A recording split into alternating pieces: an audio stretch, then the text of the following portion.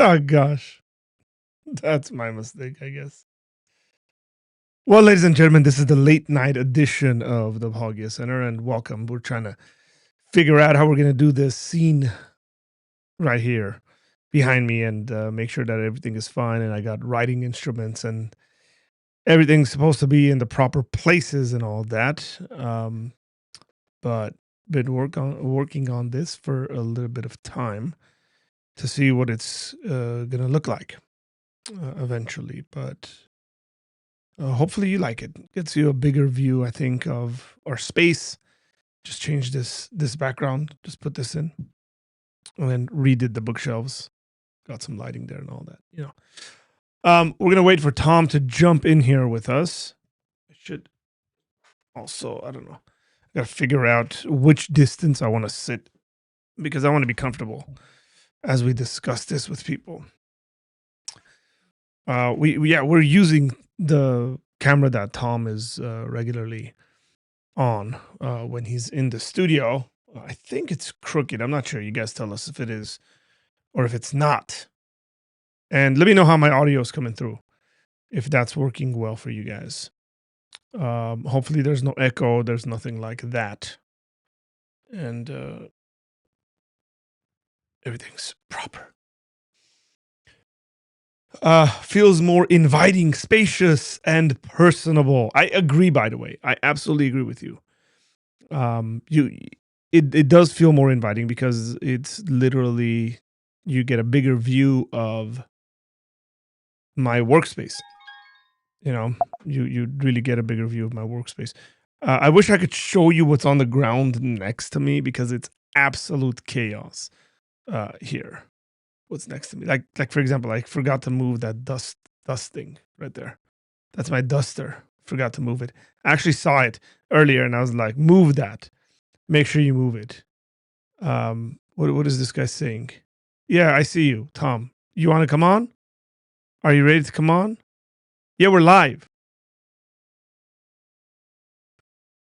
Tom had to restart his whole thing. As we're doing this, we're gonna figure it out because now both of our cameras are off here, and there I am, and here's ladies and gentlemen, here's Tom. Wow. So you know what I did? Believe it or not, you're not gonna believe it, but this is something I actually did. I realized I'm not a non-believer. So I realized that something like my internet is fast on everything except like one profile of my Google Chrome. Like when I click into like my main Google Chrome account and I enter and I do internet speed test, whatever, everything is slow. So I opened up an incognito browser and I'm doing a speed test and like my screen has never been this clear in my life from being on a live with you.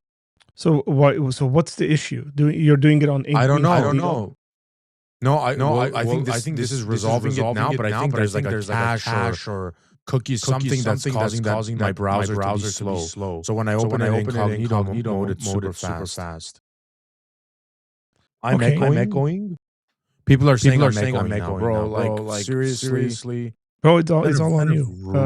There was zero echo when I was doing this. How bad am I echoing? They're saying I'm echoing really bad, bro. You reversed me. Hold. So maybe that echo is coming from you, not me. Are you sure? Because your like headphones like being in the same. There's other people in here saying that you're echoing like AOC in a political interview with no notes. Let me change. Guys, this is not me. He got a new system. He screwed things up. Hold on. Is that better? I changed the stereo now. Is there any difference? So maybe you and I just can't be on the same. What are you talking about?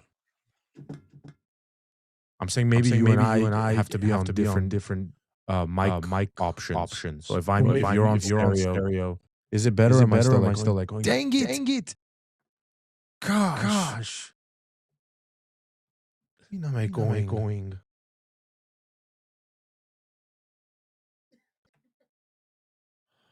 People are saying no here. Is it an echo? Is it a lag of my voice you're hearing?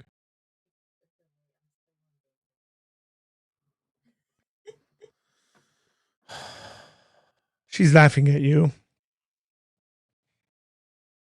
Really bad second voice. Echo. Do I got like a effect? No, I got nothing on, guys. Like on your end, by the way. What'd you say? I feel like this is happening on your end. Like something about the live is causing it to echo. Because I've changed thing. Zero. Still echoing? She's back. She's in the same room, but she's like 10 seconds in the past. Oh my gosh. Yeah, people are saying it's still echoing. Or bro, I feel like what am I? What? You just keep saying what? Okay, let's see if that fixed anything. It appears that technology has stumped you. Stream over. Of course, it would come from this guy. See, like I like the wide angle of me, but and then when I bring it close like this, I don't like this angle. Like it's the same angle, it's just the way. I think we're good. Yeah, I think we might be good now. Yeah, we are. Okay. So what was this? You know how I was saying it wasn't working with the stereo? I went back to the stereo and so you did it again. Yeah. Okay. Yeah, I don't know what that is. I don't know what it is about that. So everything is on his end, by the way. It's not my technology. We literally have the same technology. I know, but you upgraded to you became a professional and upgraded to the technology I had, and then now our streams are going out of control. This guy's such a loser.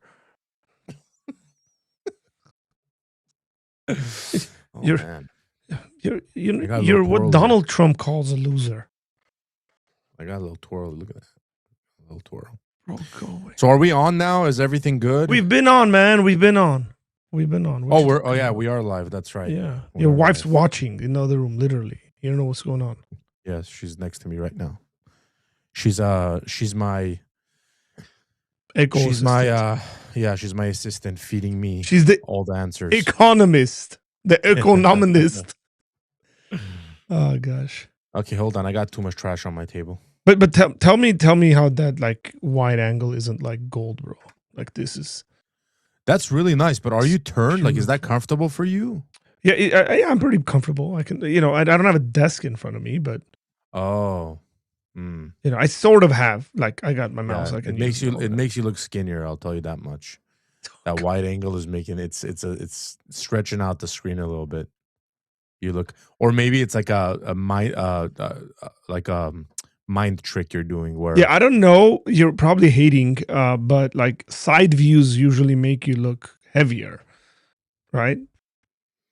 Yeah, but this is like it's a distraction tactic. There's so much on the screen now where I'm not focusing on that big belly you got right there under the microphone.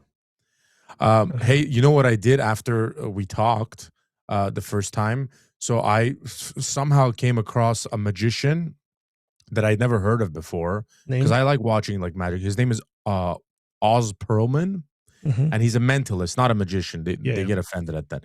He's a mentalist. Correct. But I watched a couple of videos because I always hate puzzles and riddles. It pisses me off because like if someone says something and I can't think about it, I feel like it's like scratching chalkboard. Like my mind goes crazy, and instead of being challenged to figure it out, I just want to punch someone in the face. Like I get angry. You might have anger issues. So I went to would you like to talk about it?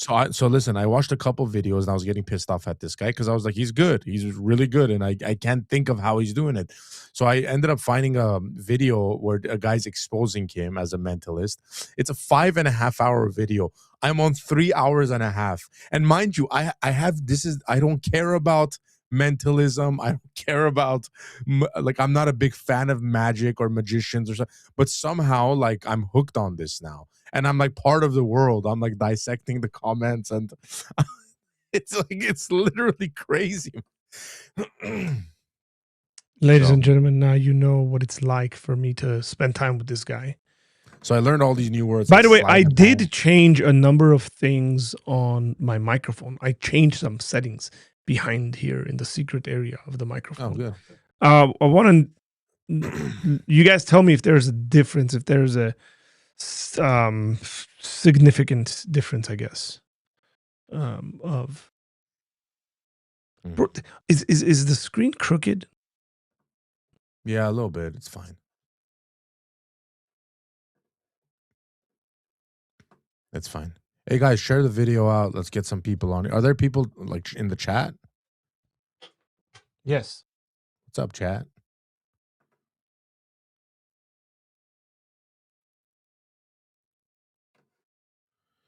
What's up, chat.com?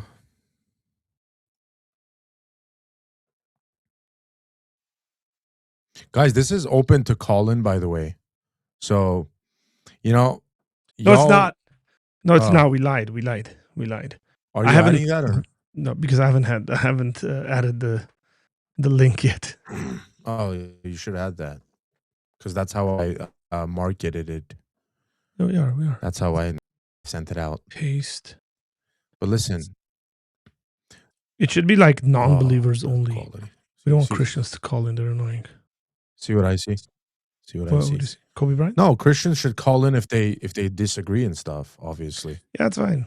Hey, listen, even if you want to talk smack, you should call in because, you know, I hear it's funny, call in and talk smack. I'm in the mood. I'm in the mood for the smack talkers because I want to smack you all around. Yeah, because, you know, like we don't get a lot of like let's admit it. We don't get a lot of live viewers, but I hear from people like what you said was this and what you said was that. And it's just like, dude, like just come on. Like you can confront us now. Okay. Whoever you are, you can confront us. Come online, confront us. Yeah, you know, say your piece, and let's go. Like, don't hide behind the comments. Your fake YouTube account or whatever. Come online. We'll debate we'll debate sports. We'll debate whatever you want. Yeah.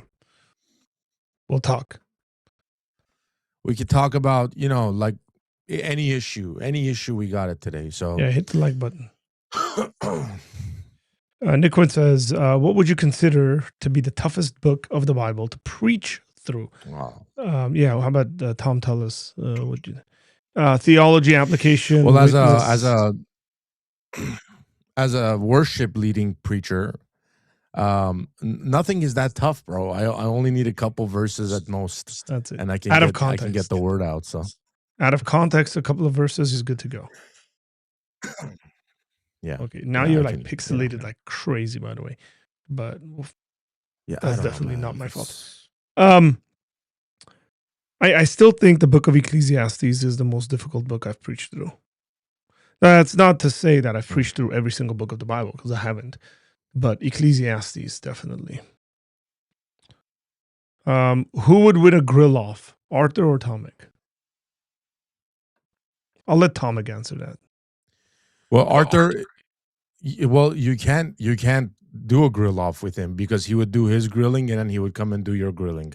So he'd be grilling off against himself. That's right. The man does not trust anyone else to be on the grill. So what's the point? How about, and mind you, I run. How about we do that, but you can't use. And the man doesn't. We can do that, but you can't use meat thermometers. Listen, there's nothing wrong with meat thermometers. It's like me telling you you can't use your gas meter when you're driving or whatever it is, electric. It's like, hey, bro, why don't you be a man? Guess the amount of miles you have left on your electric car. Be a man, bro. Seriously.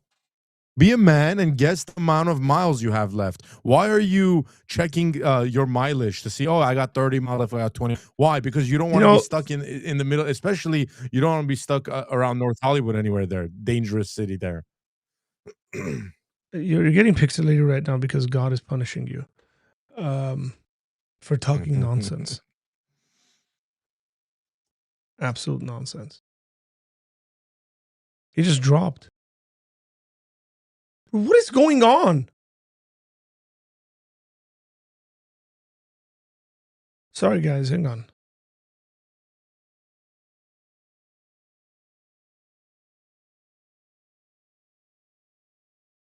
That's not his fault.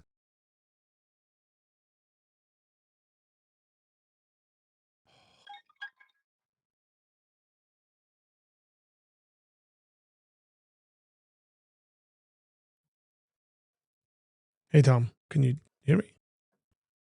We're still live. Hey, am I still rated? Yeah. Your internet's not the problem. I have no idea what just happened. It's raining. It is raining. Let me. Yeah, because it's lagging on your side too. Yeah, like my internet is showing like it's. Are we still live? Oh, we are still live. Yes.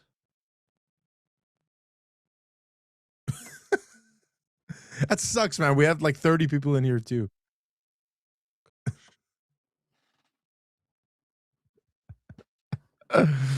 Oh man, we go.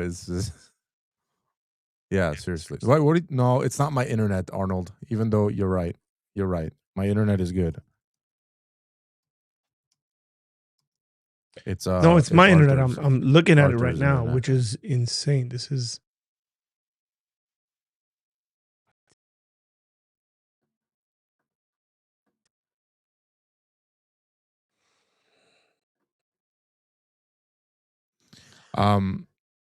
Yeah, I mean, I'm good on my end. I'm here. How do I show this? Can I show you guys evidence that my internet is good? No, I feel like I need to show. I'm telling you, I'm the problem. I know. Can you just let me share my screen, please? Because I just wanna flex. I just want to flex on my internet right now. I'm not gonna let you share this. Like, good job on Spectrum right now. I'm on 5.7. I'm on 517.7 download. We're not. We might lose you guys, and then we'll come back. Just don't do anything. Nobody do anything.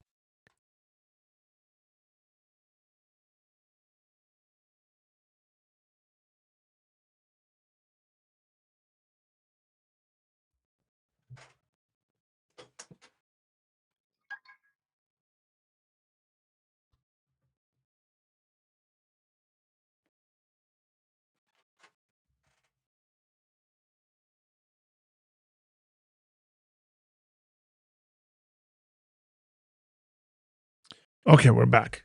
Is this a new link or the same link? No, we haven't left anything. I didn't turn anything off. This is we just lost. That was really weird, by the way.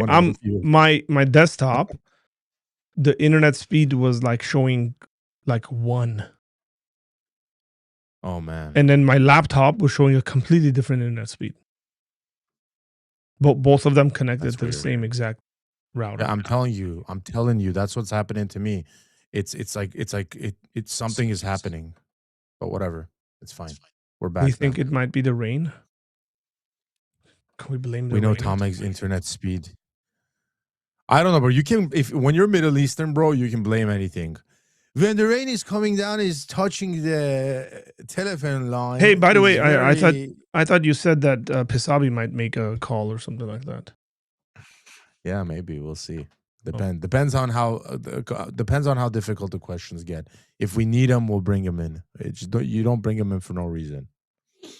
So, do you lean toward a 1446 BC Exodus from the Book of Kings, or the mid 1200s BC Exodus from the Book of Exodus? I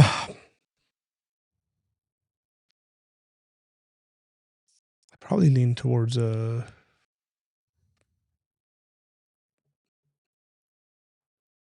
1400s BC Exodus.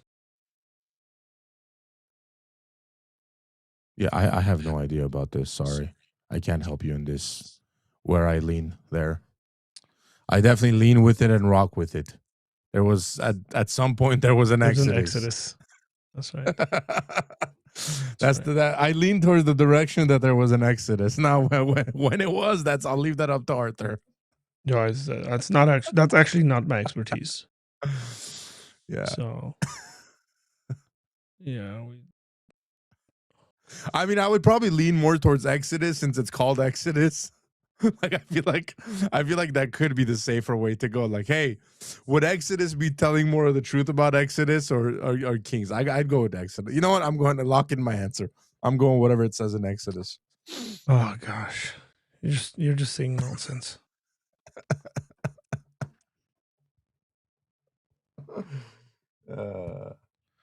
You know, the thing about like switching kind of sets around, as much as you want to make it easiest sort of thing, right? Like if utilizing the space we have to utilize in my studio, you know, I want to be like, okay, I want to sit, I want to turn this thing around, got a new set, right? And then like, bam, let's go live, which is what we've worked at doing for this kind of new background. It creates random things that is just like annoying. Like for example, I think my mic is crooked right now. You guys can't tell. I can, and it's just fine, bro. It's fine. It's little things. It's little. Yeah, there's a lot of things crooked about you, brother. It's not just the mic. Whoa, relax. Hey, you know what? I realized this week. I was talking to my wife. Hey, bro, I think you ate all those Nutella. I think you ate all those Nutella ponchos earlier. No, I was actually in the car with my wife, and obviously, and I tried glasses on, and no matter how I put the glasses on, they were crooked. It was sitting crooked. Yeah, because your face is crooked. So I said, maybe my nose is crooked.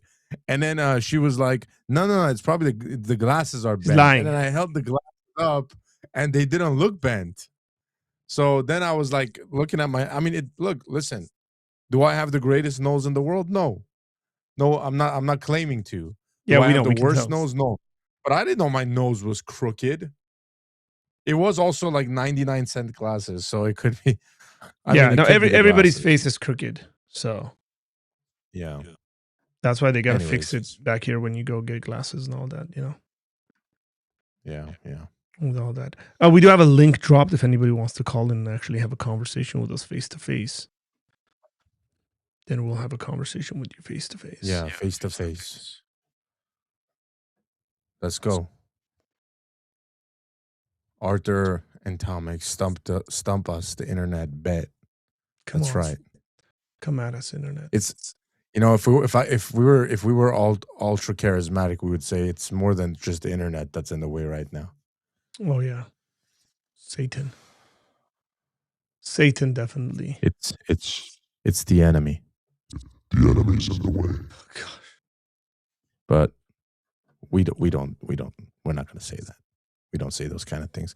My nose is so far off the side of my face, I sneeze and get whiplash, bro. Bro, I feel like Nick and Saad could go at it in a one-liners battle. Yeah, I feel like that'll be powerful. Brother, you're overthinking about your internet and stuff. You're giving me like anxiety. You keep looking around. Yeah, just forget about it. It's fine. Everything. You look great, man. You look like, brother, those look like bricks behind you. Like that looks like you called someone to lay those bricks behind you. It's nice, isn't it? Honestly, I've never seen it that. You like these lights? Beautiful. You like these lights? It's great, bro. It's great. It's magnetic, bro. Look. I love it. Very nice. Bam. Just happens. I do that. Just happens. Man, people used to want to like argue with me and fight with me, and now like I've been nice to people. Nobody wants to argue with me. Yeah, well, you've gotten that good, man. People are scared to call in. That's just, it is what it is. What it is. What's the best argument you recently come across? Is there one? Best argument in what like realm? Anti-Christianity. In what category? Like anti-Christian argument. I mean, I'd listen to I listen to a lot of Bart Ehrman. Mm. I listen to a lot of Alex O'Connor. And like people who come on those channels come from all different kinds of like styles of argumentation. Honestly, I was talking to my wife about this yesterday. It's become less at this point that like that atheist that used to say like you guys are crazy for believing in God.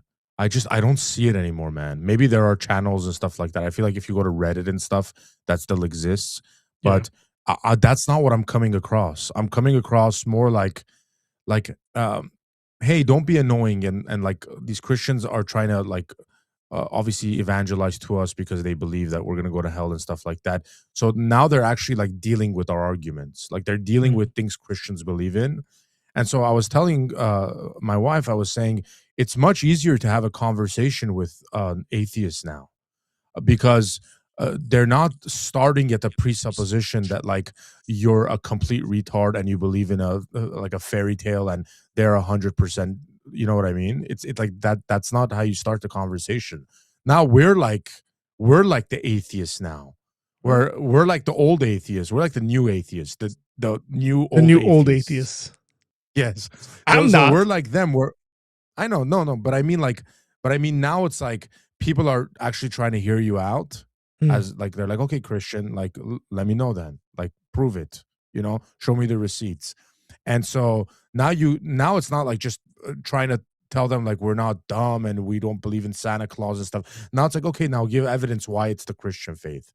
Why should I believe in what you have to say when I could technically believe in You should get a better one. I don't like that one. I really don't like that one. It's a little slow. I have to admit it's a little slow. No, it's like it doesn't hit the proper notes. Well, I mean, once it keeps playing. If you recorded yourself and said it, it'd be better. 100%, 100%. It would be at the level of this guy. But then I'm like, 100% at that level. For those who don't know, this was an actual person who called in. My Bible says so. He was trying to make fun of me. I recorded him and I turned so that guy was an actual person that called in trying to like make fun of a meme. No. That guy was an actual person who called trying to make fun of Christians. He's like, this is all you guys are about. But I'm saying he was using that meme of like, because the Bible said so. Yeah, like, he was trying to like say, and then he became that meme now. That's right. He's become the soundbite. God works in mysterious ways, guys. Amen to that.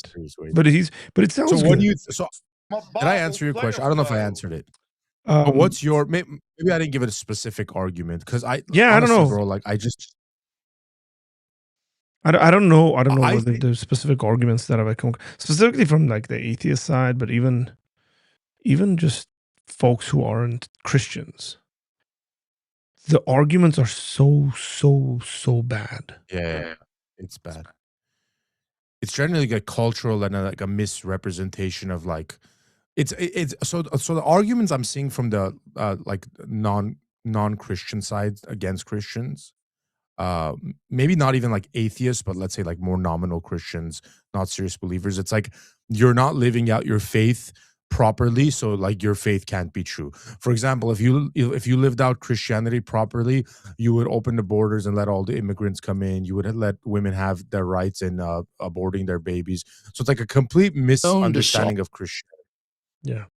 What are you doing? So that's that side. I'm going to play video. Hang on.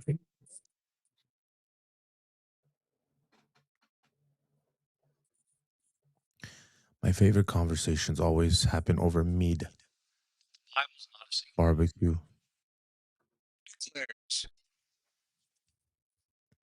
Okay, so Dr. Bart Ehrman gave his like final talk, and a part of his final talk was like, in all these years of studying the Bible, here's like what I've learned.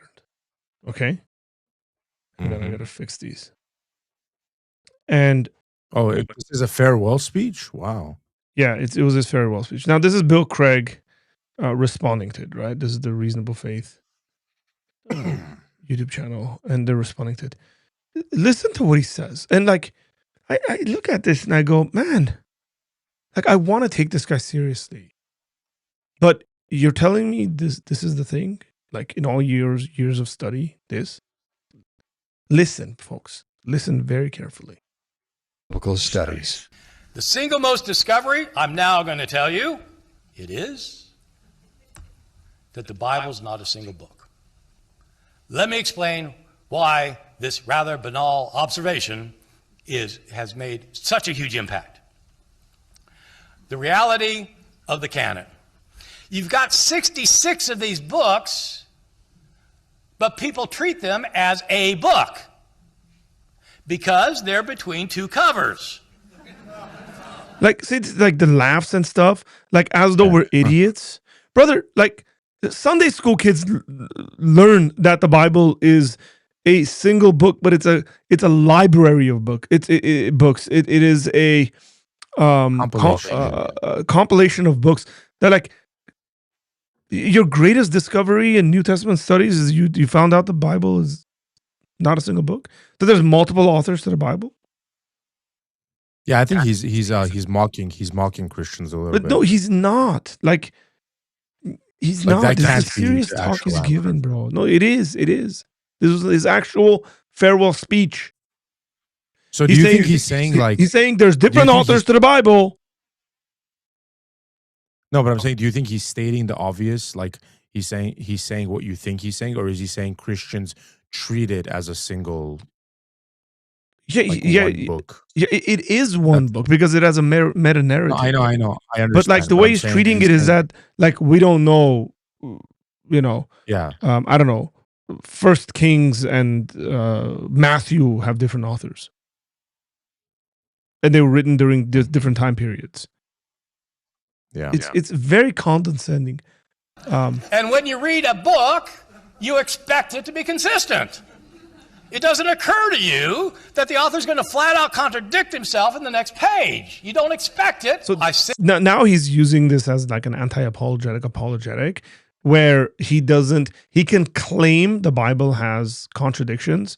And then when the Christian says there aren't, these apparent contradictions could be resolved at various points, he can say, no, you guys are reading it all wrong. You think it's one book, but there's contradictions all over the place because obviously he's denying that there's one author ultimately to the Bible, though it has multiple authors, right? Like, so he's kind of setting it up to bring that about.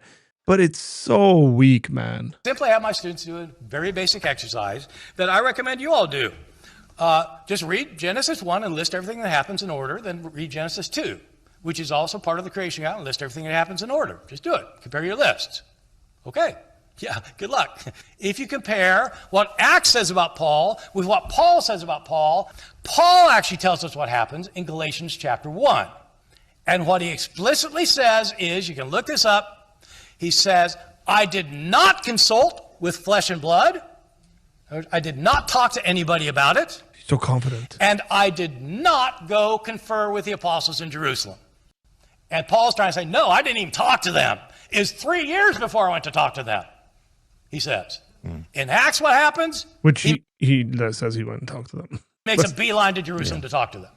Okay, so the Bible is not just one book. I didn't see that coming, Bill. You may have some thoughts on the significance of that, and maybe on the two examples of discrepancy he cites, like the creation accounts and what Acts says about Paul's conversion and Paul's account of his conversion. Well, it's certainly true that the Bible is not just one book. It's a collection of diverse sorts of literature by different authors who have different perspectives on things. Just to give one example, isn't it interesting that the Gospel of John has no account of the baptism of Jesus or of Jesus' institution of the Last Supper? Now, these were doubtlessly historical events which are related in the synoptic Gospels. And so what we wonder, well, why did John choose to omit these pivotal events in the life of Jesus? We don't know. We can only speculate.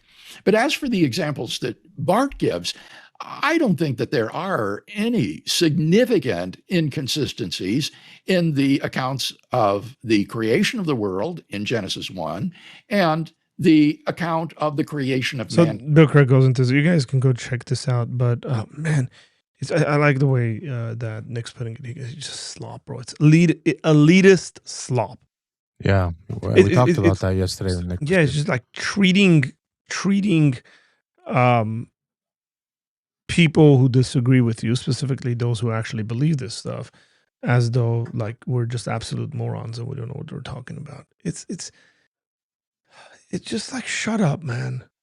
Like, if you're gonna come down to it, like I lose respect to this level that you're gonna give a talk and say that in all the studies you've done, in all the years of research and all that stuff you've done, that the greatest discovery has been the Bible is not one single book.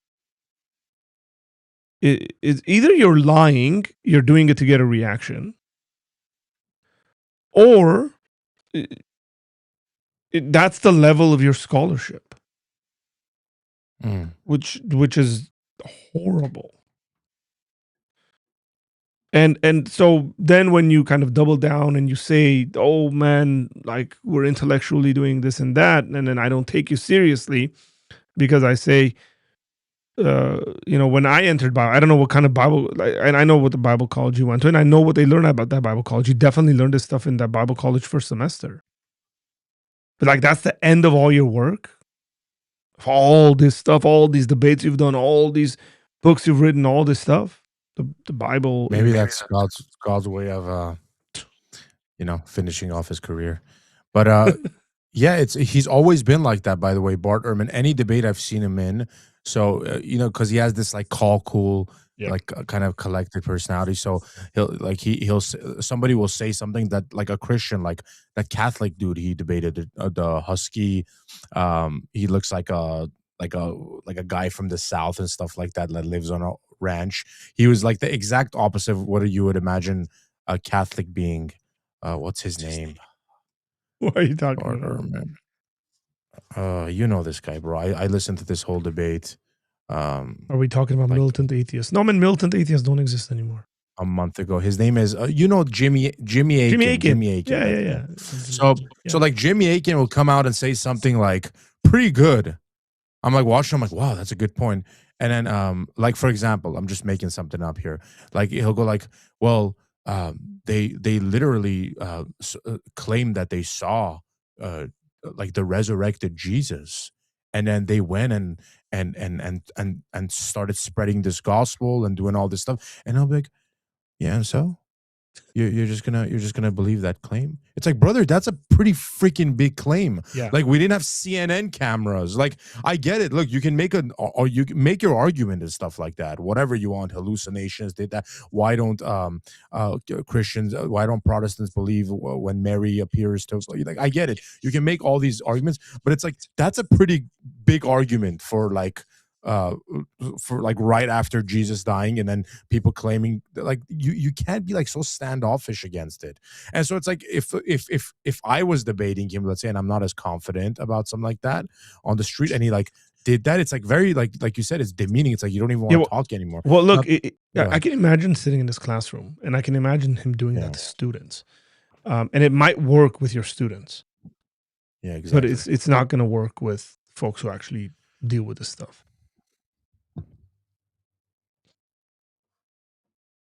That's what it really comes. Jimmy Akin guy's a cool guy, though. Yeah, man. Jimmy Akin's. And then he was like going on different podcasts and just like flexing and stuff like that. He's like, I didn't know I was gonna say. And then I saw Bart Ehrman responding like, why is this guy flexing on me? Like, he beat me in the debate. It's like, bro, because he beat you in the debate. Like, that's what I mean. It's like that, like that attitude of like, this guy's going around acting like he beat me in a debate. Yeah, brother, because like most of us that watched it are like, damn, that guy pretty much beat you in the debate. Or at least he did really well, even with your like sleazy attitude. And I went and hugged him and stuff like that. Went and hugged him, showed grace and all that. So, hey, I was gonna ask you, have you seen any of Muhammad Hijab's debates at Oxford University? Did you see the one he did with Destiny? My goodness, man, I have that. He is such a terrible human being. Like, this guy went into, I don't know when this was. It might have been like a few months ago, might have been 2 weeks ago. I don't know. But I was watching it, and like, he's such a sleazeball human being. Like, how does someone make you like sympathize with Destiny, who's also like the worst. Like there's probably no like that's what I'm saying. That might have been like a dumpster fire. Yeah, like this liberal stereotype, like that you don't want to talk to is Destiny, and this guy was such a sleazeball, and so disrespectful, personal, mocking his sexuality, just really nasty stuff. Where even like Muslims in the comments were saying like, "Hey, like we're on your side, Muhammad Hijab," but like every single thing you're doing is just mocking this he's guy unhinged. I think there's some streams that have come out where, or not, like videos he's put out. I think they were streams where there might be some claims like he's either high or drunk. Like the leadership of the Dawah, get in the Dawah, is like collapsing. Nobody's taking hijab seriously anymore because I don't know if you knew about the whole like hotel wives and all that stuff. Yeah, these Muslims are living it up these days. Yeah, hijab specifically had multiple wives. Yeah, and it got revealed. It got revealed that he's got a hotel wife. In other places of the world, they call that a prostitute, but he calls it a hotel wife. Oh, see, Nick saw it. Hijab was intoxicated. It was really bad. Dude, it was really bad. Like you should, Arthur, you should watch that at one point because you find yourself like, wow, Destiny. I feel bad for this guy. He's actually making sense. Like they talk about Israel. The last conversation of hijab I saw was with actually William Lane Craig, and he was extremely disrespectful. There's an aspect of like having a little bit of respect towards your opponent, even if you disagree with them. And I was like, oh, this guy's just all he's looking for is sound bites he can put on YouTube and tell his followers, give me more money, basically. Yeah, for sure. Like, and he starts his videos with, "We're building a mosque," blah, blah, blah. Like, it's just he's such a nasty guy, and he just happens to be really tall too.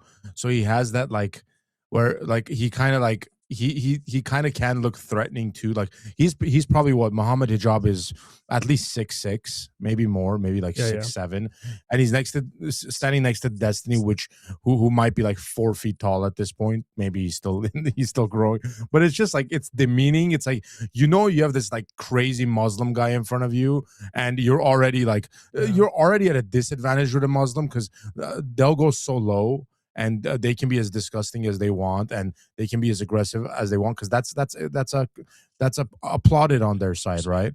So they can do all that junk, and then you're also like some like liberal, poor American liberal guy, and it's just like you're at a disadvantage at that point. Why are you doing this? So, because there was a comment that said, "I'm gonna call you guys as an atheist and cookie fellas," and I said, "Is it an actual atheist or?" Bring it, jabroni. No, no, it's not. Don't make me get into like early 2000s Arthur, man. Hijab was intoxicated. He might actually have a drinking problem or something. I don't know. He drinks and eats what's it called? Pork all day. Somebody said at the beginning. Can you read these comments? These are some good comments. Yeah. Which ones? In the beginning, at the beginning of my research and growing into my faith, I used to think Bart was knowledgeable, credible, and even impressive. Now I know he just has a weird way of interpreting the Bible. No, I think you said more in your statement there than he did in his farewell speech, my friend.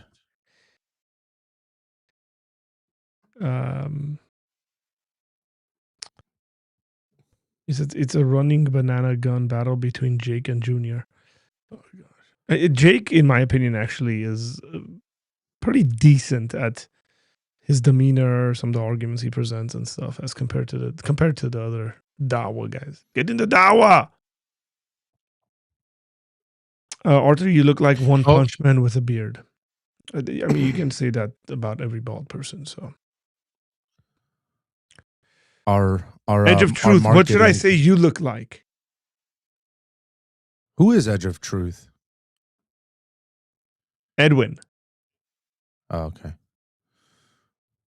Why you no accept Muhammad? Haha. What is wrong?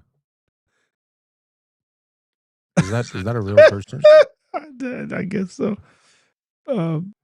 Pump up 3 J4J. Oh, why accept Muhammad? What is wrong? Because Muhammad's a false prophet from Satan. That's why I don't accept him. Yes. The last conversation I saw, Hijab was the good boy on Pierce. Most disrespectful conversation I've ever seen. Yeah. Oh, I saw that. I saw that too. Yep. Yeah, he's unhinged. Like look at the pompousness of this guy. Look how pompous he is. Oh yeah, this As debate, for the Prophet just Muhammad, a little bit. his evidence is that he came with a preserved religion. The Quran is preserved in a way Hey, that... why are there subtitles here? Like people can't understand what this guy's saying. That's funny. Hey, you should go to the parts where where it shows like more people replayed it. Those are the parts where he's like sort of being Wait, like how would I outright know that? disrespectful. Where is that? In the beginning, go back. In No, the a little beginning. more. One more mountain back, two mountains back. Like here? Yeah, like around there. That's when he starts like making it personal. Okay, Right there, yeah. Play from right there. It's about atheism, and there is no necessary connection between atheism and liberalism. You can be an atheist communist. You can be an atheist Nazi. You can be an atheist Zionist, as you are.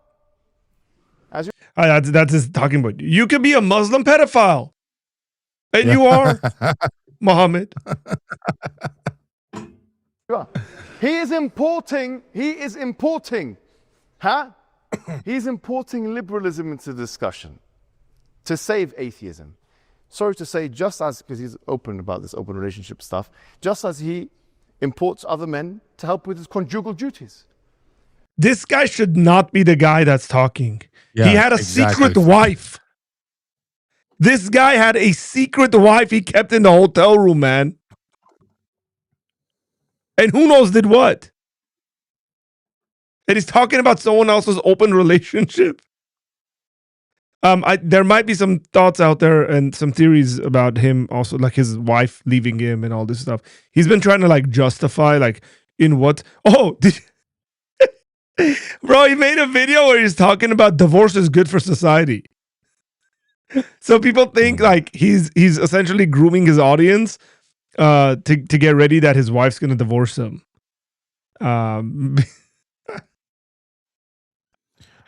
Yeah, I mean, also, it's like it to me at least, it's improper if you're debating someone on a specific topic. Yes, it seems yeah. improper to just bring up every single. Let's say he's even had some past sins, which I'm sure Destiny has had some major issues. Yeah, but and has. it's like you're debating him on, or has, but you're not debating him on that right now. Like Yeah. if you wanted to just call him out like that, whatever, on your channel or on an X tweet or whatever, that's fine. But like you're debating a serious topic with him, you know what I mean? And look at his little like look at his little oh look, he got him. He got him. Muhammad, so cute. He's so big and strong. Yeah. Except he has to, if he's such a big and strong guy, why did he have to hide his second wife from his first wife? Yeah, Tough guy. Wife drama. You have no business talking about liberalism. You have no business talking about liberalism. We're not talking about liberalism. Liberalism is a philosophy that's not on the debate card today. We are talking about atheism. Tell me how you can get to objective morality from atheism. Tell me how you can get to atoms whizzing around, carbon, which we are, from is to ought, as David Hume would put it. Otherwise, you'd be doing the naturalistic fallacy. If you can't do that, then be a man. It's going to be very hard, sorry to say, for you. Very hard. Wow. Be a man and say, I concede the debate. I give up. I throw the white towel. Although maybe you'd be using that white towel for other things, but...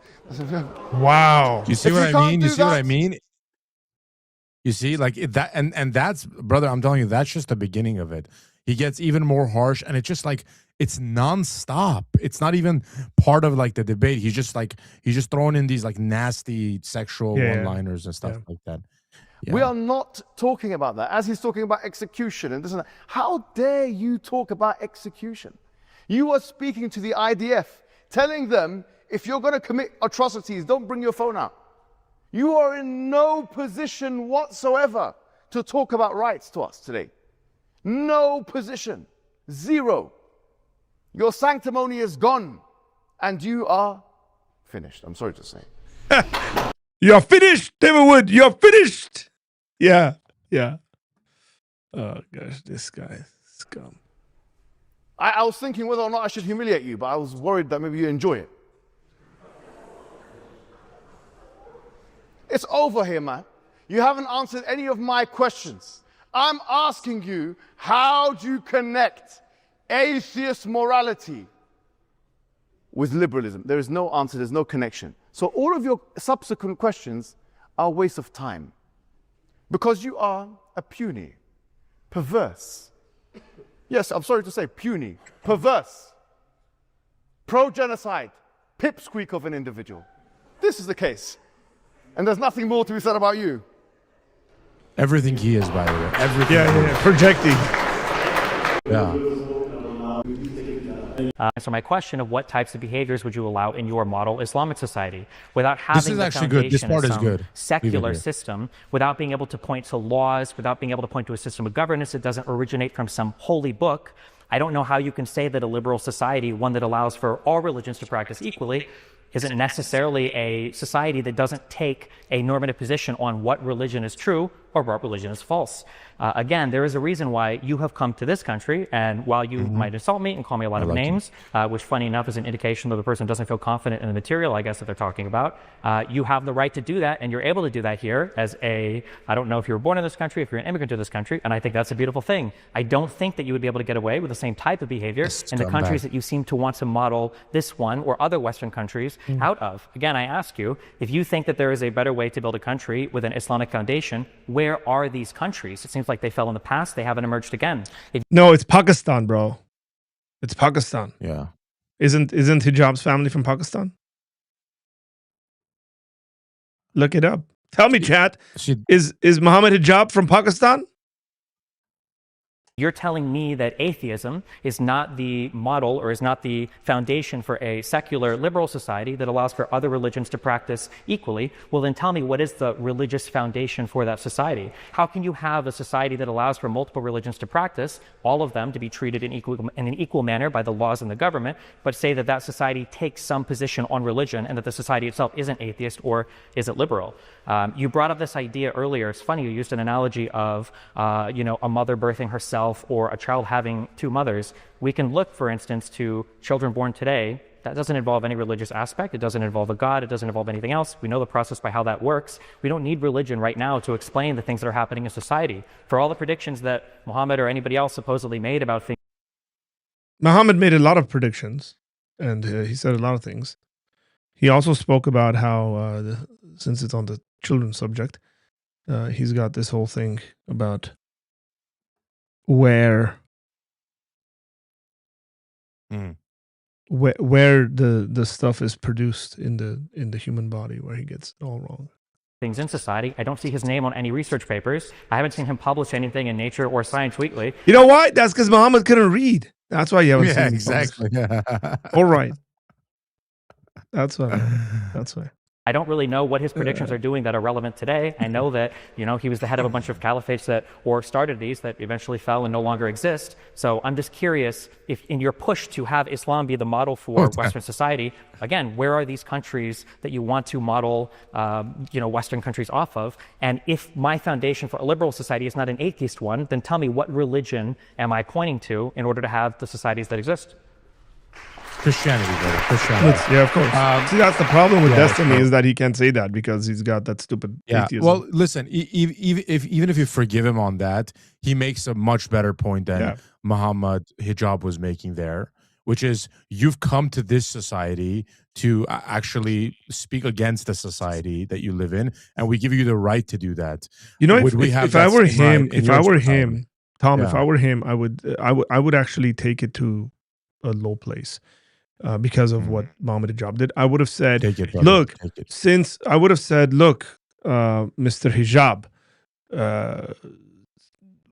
why don't we look at small Muslim communities as a microcosm of what could potentially be created on a larger scale, on a societal scale? And since we're in the UK, why don't we look at what the Islamic towns or the large concentration of Muslims in a certain town, what they have produced. Have they made those towns better? Yeah. Do they like greater? Have they gone beyond Britishness or something like that?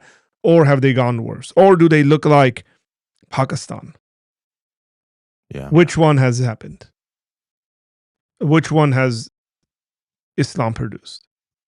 And then, do your research and look into that. It probably shouldn't be very difficult to show what's happened there. You just need to, you can just coward. This is the kind of, he's the kind of coward that would, whose rhetoric and these things he does would push people to go and like fight for ISIS and stuff like that.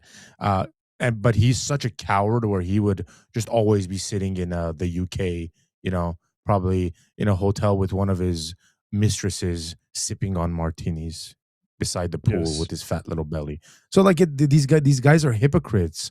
But those little cheerleaders sitting there like, oh, Allahu Akbar, and listening to him, those guys are the ones that are actually going to get up and like,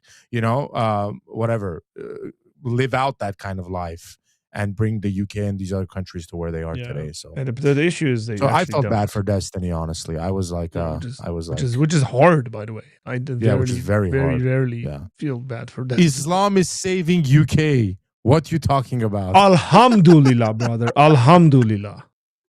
It's go for it, Tom. Hit the button, Tom. You know what they say?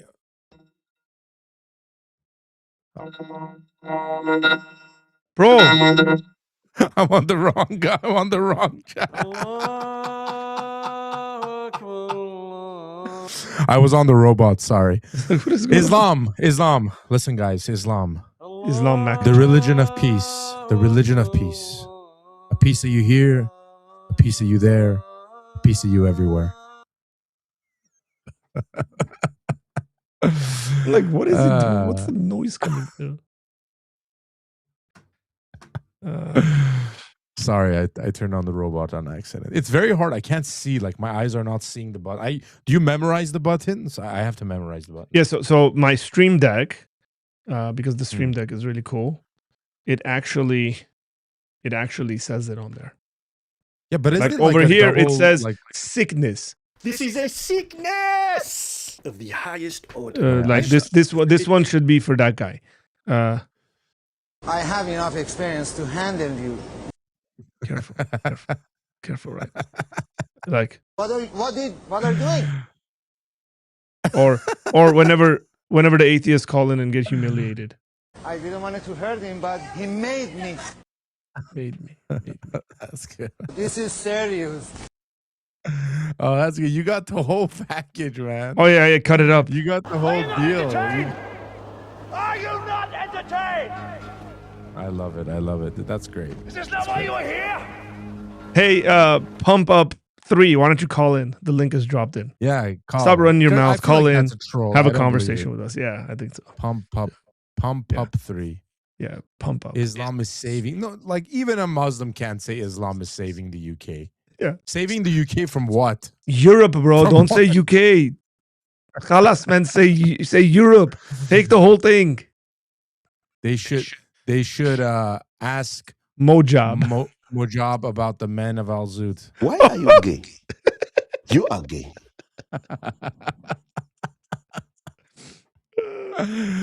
Yeah. Muhammad flew from Mecca to Jerusalem and ascended to heaven on a creature called Burak, after described as horse-like body, wings, human-like face. Congratulations. Who said that? Oh, by the way, hijab is bankrupt. Oh, no way. Yeah, because he lost that lawsuit against what's his name? Who's the British social commentator who sued him? Piers Morgan? No, man. I don't know. I don't follow Nick, Muhammad. let me know the name of the guy he lost it to. Douglas Murray. Yeah, okay, Doug Murray. Douglas Murray, the pro-Israel. Yeah, Douglas Murray. Douglas Murray's he can do his job, man. He's a journalist if there was one. He's very pro-Israel, granted, but he's pretty good at what he does. The Prophet was not gay. You guys maybe. Well, I can say this about myself and Tom that let's do a little comparison, man. Let's do a little comparison. Who is gay? Tom, who is gay? What is gay? What is gay? Hey, Tom, are you married? Yes, I'm married. Is your wife of age? Yes, she is. Like, yes, she's not a child, right? Right. And and when you got married, she wasn't a child. No, she was not. Okay. We do have children. We do. Yeah, have and children, and you have children. Yeah, yes, right. we have children. I'm also married. I'm also married. And and you have a lot of children. And I have a lot of children. I have 4 children, and my wife was an adult, like I was, when we got married. You know that's not true of Muhammad. Muhammad got married to a 6-year-old and consummated the marriage when she was 9. She was 18. I heard their new argument is she was actually 18. Yeah, well, they can you give take new all these arguments. I numbers prefer to go with the old arguments of their people saying it like I had happened. The other thing is, he was always found in some interesting compromising positions. Yeah. Like, why did he have to go in the middle of the night to the desert to meet the man of Al-Zut? And then get really tired and fall asleep on his companion's lap. Listen, man, it's look at this guy. He said, all you guys talk about is Aisha. What's wrong? What's wrong? Move on already. We can't move on. You just proved what an ignoramus you are. How can you move on when the greatest moral example in your worldview slept with a 9-year-old and he was 53? How can you move? We're not going to move on. We're going to stay there. He took her at 6. I mean, he took her at 6, bro. He took her at 6. Yeah. We're going to stay there. Not in the Zut sense, by the way. We will stay standing, unlike Muhammad's companion who had to sit down when the man of Al-Zut came his way. Oh, man. I will burn it down tonight. Oh, man. See, I told you. She's 18 when married the Prophet. I told you this is. By the way, this is a new argument they're making. It's not that new. It's not that new. Yeah, well, I mean, she's 18 if you count 2 years per 1 year. Because in Islam, maybe 1 year is 2 years. I don't know. Math doesn't work. The math ain't mathin', bro. She was 18 when she married. I think at one point they're gonna have to deny the hadiths in order to reform. Well, there are Quran only Muslims. I mean on a larger scale. Yeah. Shias deny various hadiths. But man, seriously, this guy, she was 18. And if they isn't it Bukhari that says she was 6? Hang on. Bukhari. She was 18 and dog years. Aisha age. Let's see. Sahih al-Bukhari 5134. Let's zoom this in.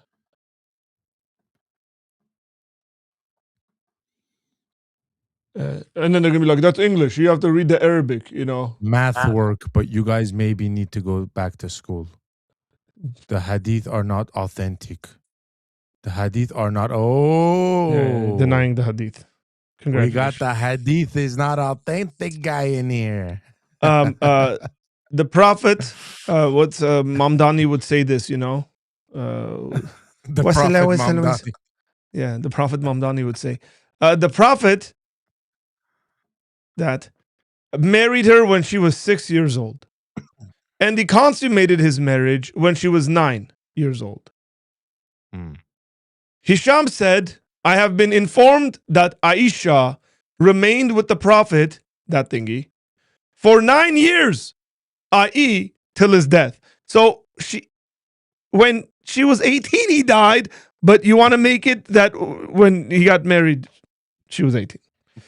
Look, forgive me for not taking your word over the traditions and the hadiths that Muslims. Yeah. And by the way, you have reason to not trust the hadith. You have an interest, right? Yes. You have an interest to reject the hadith because it makes you look like a clown. Because if you double down and you say, yeah, she was 6, what about that? The other thing I would say to you, because you're talking to people who've lived in these countries, who know about these countries. How do they practice what Muhammad did in Iran, Tom? Are young kids given in marriage to older men? Yeah, for sure. So Iran does it more in the villages and stuff where Muhammad would be living. Yeah, yeah, they do. A bunch of Muslim countries actually give children in marriage to adults because they actually teach that this happened. But Mr. Westernized guy comes here and says, no, she was 18. She was an adult. Yeah, when she became an adult, he was like, I can't handle this anymore. I can't handle being with adult. And then he died. He died right when she turned into an adult. No, he died because it destroyed him. But it's like a dilemma, right? It's like the new dilemma. I've been talking about dilemmas a lot recently. Yeah, David Wood's been listening because I've heard him. Yeah, because David Wood, he's copying your stuff. Yeah, so it's like if you reject the hadith, you lose a lot of stuff about Muhammad, right?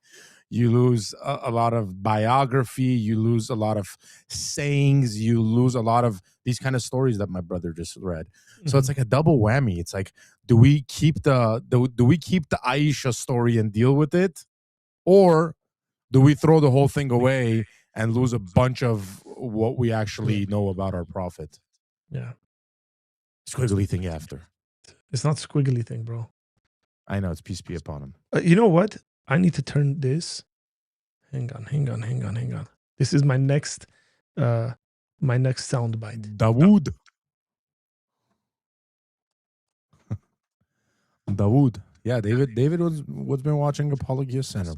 I heard him mentioning something about Islamic dilemma, and he's been having some debates and stuff like that. Good for him, honestly.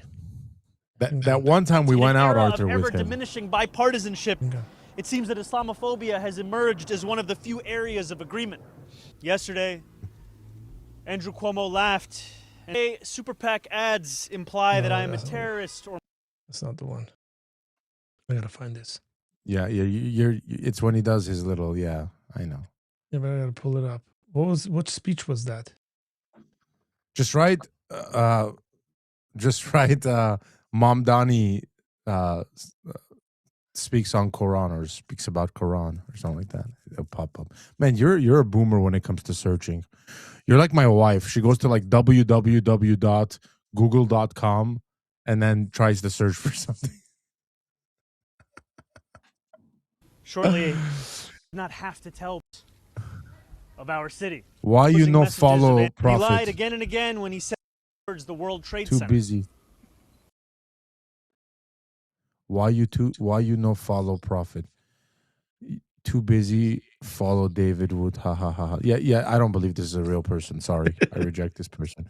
This is a troll. That sounds too like Mexican. That's not. Good morning. When Arthur gets his mind on finding something, he will not. People were killed. We can sit here for the next 4 hours and he'll watch. He'll look at this video. Before I begin, I want to first acknowledge a few who are here with us. Our Bern president, to Rabbi Schneier, met, but whom I am eager to for those you that is New York. Compared to the faith I saw New Yorkers summon just to make it through the day. Faith that the bus would arrive. Faith placed the concerns of the many before the interests of the few. Snow melted into the renewal of spring and then the heat of summer. I found it where many New Yorkers return the wealthiest city in the wealthiest country, which describes agents. I sent it to you. I sent it to you. I need to research. You are pre-1990s. Hey man, listen, not gonna happen. Listen. Just play the one I sent you. I literally did a Google search. I didn't have this on hand. I just searched what I told you to search. Bro, I can't believe you Mamdani quotes Quran. Bro, you shouldn't be even correcting me. You sent that in a group chat. Okay, it's fine. Just you sent it in a group chat. Look at me like, why is that? And I consider my own faith, Islam, a religion built upon a narrative of migration. The story of the Hijrah reminds us that Prophet Muhammad sallallahu alaihi wasallam was a stranger too. That was a little off. That was a little off. I tell you, that was a little off. Why? That's not. It's just the first part. It sounded too white. Like it was just like who way fled too Mecca white. and was welcomed in Medina. Surah An-Nahl 1642 tells us, as for those who immigrated in the cause of Allah after being persecuted, we will surely bless them with a good home in this world. If faith offers us the moral compass to stand alongside the stranger, government can provide the resources. Let us create a new expectation of City Hall. Yeah, I'm sure, especially even an Islamic government. Islamic government would love to do that. Where power is wielded to love, to embrace, and to protect. Yes. We will stand with the stranger today, tomorrow. And just like Islam teaches, you stand with a stranger and you tax them for them to convert to Islam. Yeah. And please, guys, for the love of Allah, please stop with the random Arabic in the middle of the argument. Like, yeah, please. In the Quran, it says, when he walked into the village and when he saw him standing there, he said, and that's what it's like, brother. We don't know the language. Why? This is an English debate. Just finish it in English. It's like you're already not saying everything in Arabic. Why are you saying this one part? And then we're lost. Me and Destiny are sitting there like, what the heck is this guy talking about? Mamdani is not white. You are blind. Yes. He is as white as I am. I can make so many jokes. You guys have any takers yet? No, this guy. Pump up 3. But he's not calling in. He's not calling. Yeah. They sound like the Fremen. I hope that says Fremen. Does that I don't know. For Leming, I'm just reading that as Fremen because of Dune. Seriously, man. Speak American. What's wrong with you? Yeah, man. Speak America, bro. Let's beat the foreigners just like Muhammad was kind to the Jews of Medina. No there way you go. Somebody said that. Somebody did say that. Luis Marquez said that. Well done, Luis. He retracted it, though. What are you talking? He's saying it in sarcasm. Yeah, but it's retracted now. Oh, no, it just came. Bro, Sorry. I bet you anything, YouTube probably took that out. Yeah. Tomek be like, speak American. Alhamdulillah. I want to try and stump you guys. Let's go. Bring on the stumps. Stumpy.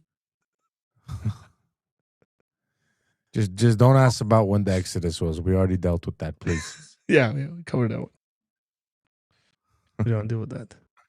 Arabic is a language of Quran. You guy ignorant. Must be. That's exactly what we are. We're absolutely ignorant because we don't know that Arabic is the language of the Quran. By the way, there's a linguistic argument against the Quran. I don't know if you know this. This is the linguistic dilemma. David Wood didn't come up with this. I came up with it. Wow. No, I didn't necessarily come up with it. But here's some other people. Wow, grape. That's the one we need to add. Which one? Wow, grape. Brother. Hold on, I got to drop. Can you drop that down, please? Pakistan Zindabad. She's saying okay. So here's the argument. Muhammad said that Arabic is the language that the Quran was revealed in. Right? Listen. I'm listening, brother. I'm listening. Okay. Muhammad said that the Quran is revealed in Arabic, but nobody speaks and writes in the Arabic of Muhammad's time. Arabic has changed like all languages do. So the modern Qurans in Arabic are not the Arabic of Muhammad's time. So are you really reading the Quran when you're reading it in Arabic if you're not reading it in 7th century Arabic? Yeah. Mm-hmm. Imagine like that Arabic was like not even aggressive. It was like the nicest Arabic in the world. And then now it's like the aggressive version. Hang on. We gotta bring in our fake atheist. Who's coming in? Our fake atheist friend. Bro, where's the... What? Hang on, I gotta figure this out. Just realized I've lost some... Oh, look at that. Look at all those books you have. Oh, wow. Ooh, wow. Wait, who's coming in? I gotta know who's... Wow. Can you hear us? Yeah, I can hear you. Can you Bring hear it me? on. Bring it on. And Are you good? I'm sorry, I don't look the part. I don't have like an anime shirt or anything, but you know, we'll make it work, right? It's more about my stubbornness will make up for it. Okay. Yeah, I would assume so. I would assume so. All right. So wait, can you introduce yourself? Because it seems like you two know each other, but I don't know. People know. There's two of me. I intentionally put two of me here. All right. For Tom, I'm Mike Rose, the atheist. Got it. But he's definitely not. But he's definitely not David the Christian. I'm not David the Christian. I'm Mike the atheist. But you've called in. You've called in before, right? I feel like I've seen you on a... So yeah, in seriousness, we talked. Let me see. Me and Arthur have talked a few times. I haven't called in a while, but we talked Trinity before. We've talked apologetics. So yeah. Nice. But yeah, it's been a minute. Yeah, nice to meet you. So let me think. Where should I start at? I guess I should start with the classic. I have no burden of proof here. There's just no evidence for God. So I don't know. Until there's evidence, I would believe, but you guys clearly don't have any. I just reject that wholesale. There's no evidence. That's dumb. That's dumb, right? Like, to say that there's no evidence for God's existence is, I mean, somebody would have to be so intellectually dishonest to say there is no evidence for God's existence. I mean, this is partly why the smart ones will qualify that somehow, right? Like, they'll say something like, oh, there's no scientific evidence for God's existence or something. But to say there's no evidence is... Well, there's no good evidence, Arthur. Yeah. Well, that's a no judgment. That's a judgment you're making on the arguments already, which makes you not be open enough to listen to the actual arguments that are presented. So what do you consider good evidence? Just curious. What would qualify something as good evidence? What does qualify as good evidence? If I could see it, that'd be the best evidence.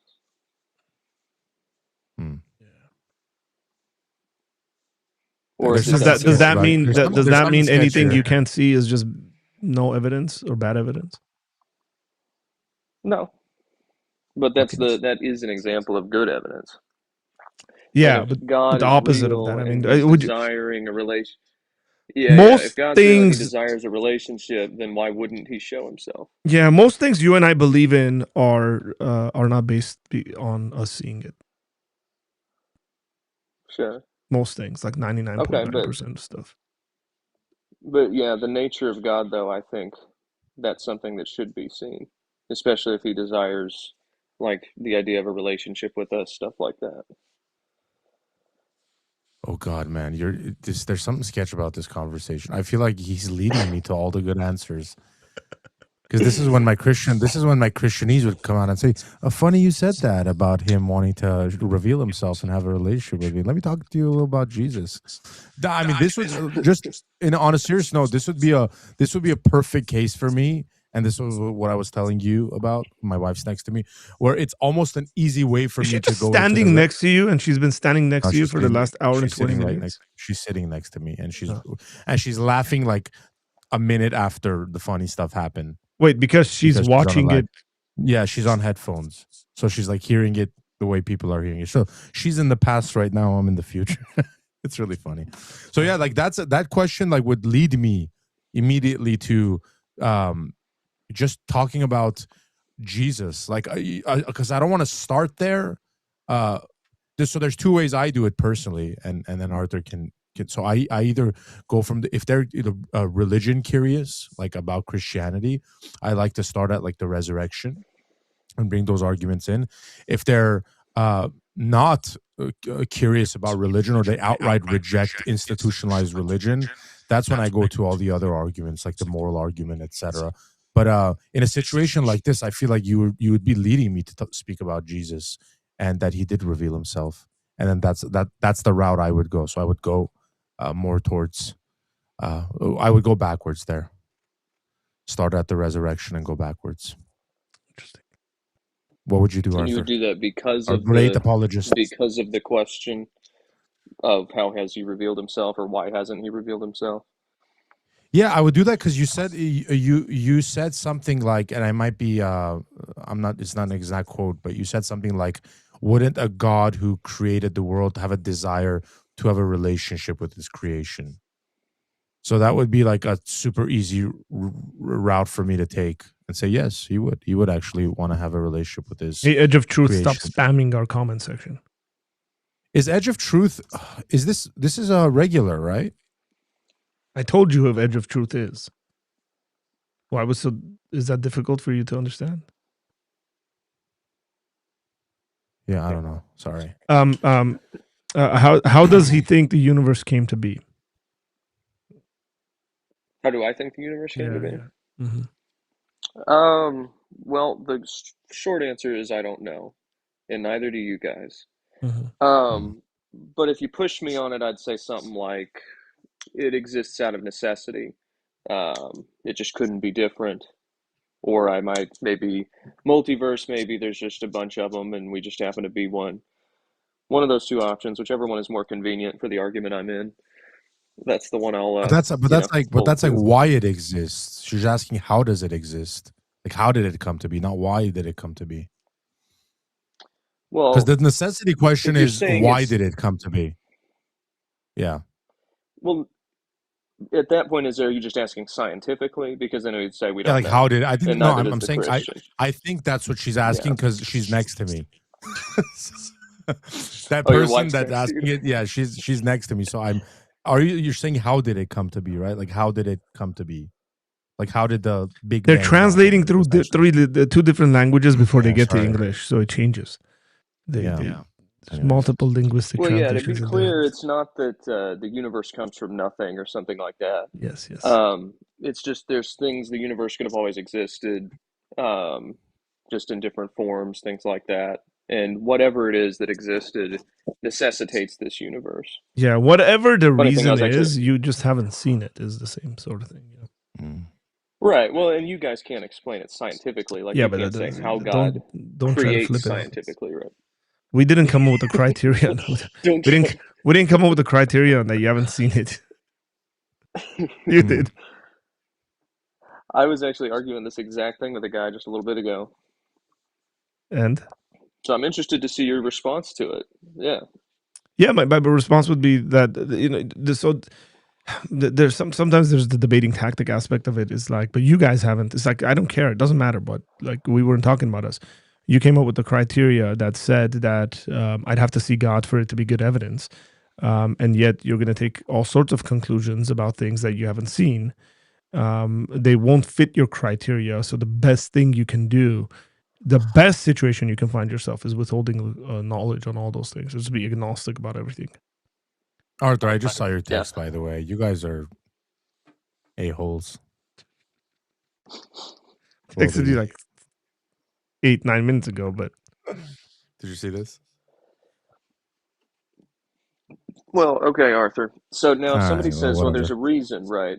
It's more given the claim of God, in particular the Christian God, because of what I previously stated, that God claims in the Bible, yes, that he does desire us to be saved, and yet he doesn't reach out and save everyone, right? He doesn't.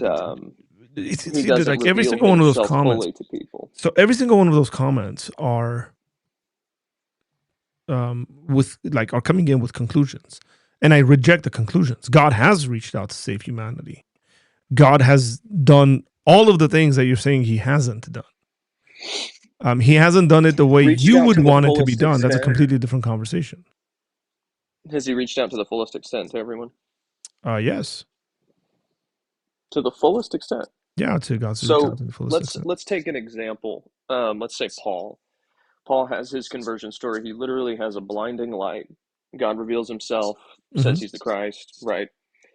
You're saying everyone has that same amount of light? No, because everybody doesn't need that same amount of light. Well, not everyone is Paul. For people to come, right? Are you saying if I didn't have that kind of light. Given the light that, well, like let's say with Paul, okay, if more people were given the light that Paul was given, do you think more people would come to Christianity? Not necessarily. Not necessarily, or actually, no, you don't think that they would? I don't know, but what I'm saying is that you could develop arguments in which people would have that kind of an experience and not believe. Sure, there are people that could still potentially not believe, Sure. and we could say that could take even more light. But if or not, that's the thing. We somehow conclude and think of ourselves to be these hyper rationalistic beings that if we were given enough evidence, we would all believe. And I'm just not convinced with that. I'm not convinced of that at all. Not to any degree. So you don't. So, like for instance, with Paul, the example of Paul, you don't think that if more people had a blinding light, road to Damascus experience, that there would be more believers? Let's say everybody on earth had that experience. So there wouldn't be more believers. So let's maybe we're talking past each other a little bit here. So I want to kind of take a step back and qualify things. Would there be individuals that would believe in God? More people, maybe, but that doesn't necessarily mean more people would actually be following God. And so when I think about a believer, I think about people who are actually committed to following Christ. And what I'm saying is I'm not convinced whether people would actually follow him. They might give mental assent to the existence of God. But that is not necessarily what God's looking for. I don't think God's looking for people who just believe in his existence. I mean, the Bible says that even demons believe that God exists, but they shudder at his name, right? So for me, it's if people were to have a similar experience as Paul, I'm not necessarily convinced that they would actually follow him as Paul followed him. So you're saying it's a matter of commitment, right? It's not necessarily conducive to strong commitment, just assent to mental facts, which isn't necessarily what God wants, right? Correct. So here's a question. With Paul, it did result in his commitment. Are you saying that no other human being on earth, right, that's an unbeliever since the time of Paul, that if they were given that same light, none of them would have reacted the way he did? Is that what you're saying? Plenty of people react to a very similar experiences all the time, and God gives those people those experiences. So with that, why doesn't he give that to everybody? Because not everybody would actually believe. A lot of people. So you think only the people that have those types of experiences are the ones that would react the way they do to them? No, I think there's I actually think there's people who have had similar experiences and have denied it. They've had similar experiences, like road to Damascus experience, and they denied it? No, I'm talking about experiential stuff. I'm not talking one-to-one correlation to what Paul said. I don't think anybody. But I'm talking about to that. Yeah, I don't know anybody else. Though. I mean, I don't know anybody who rides to Damascus nowadays for them to have that kind of an experience.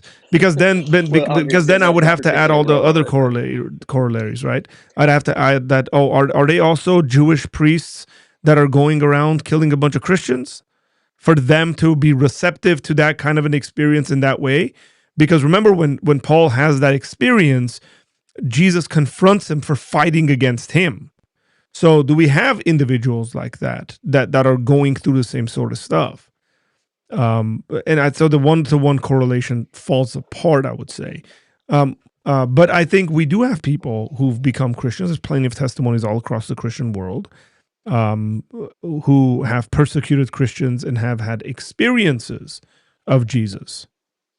Where Jesus has confronted them and told them that they're fighting him and have come to know the Lord and are following and committed to Jesus nowadays. Sure. Particularly from a certain Mohammedan religion. That's happened to a bunch of people. It seems like it's a reasonable assumption that if God were to reveal himself the way he did to Paul, right, that's obviously more light than he gives most people, that it would generate more commitment than there is without that light. Is that a fair statement, or do you disagree with that? Yeah, I think that's even a statement if it's out not of ignorance. everybody. Yeah. Can I ask a clarifying question there? Sorry.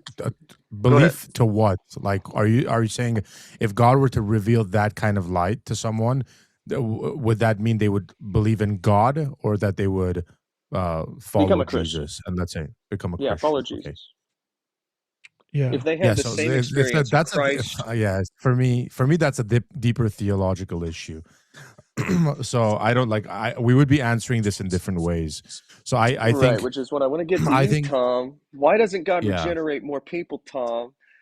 Yes, yeah, exactly. I would say so. I would say that God reveals himself to someone like Paul because God knows that he'll receive it. So it's not a risky thing. So I would be comfortable. So I would be comfortable to say that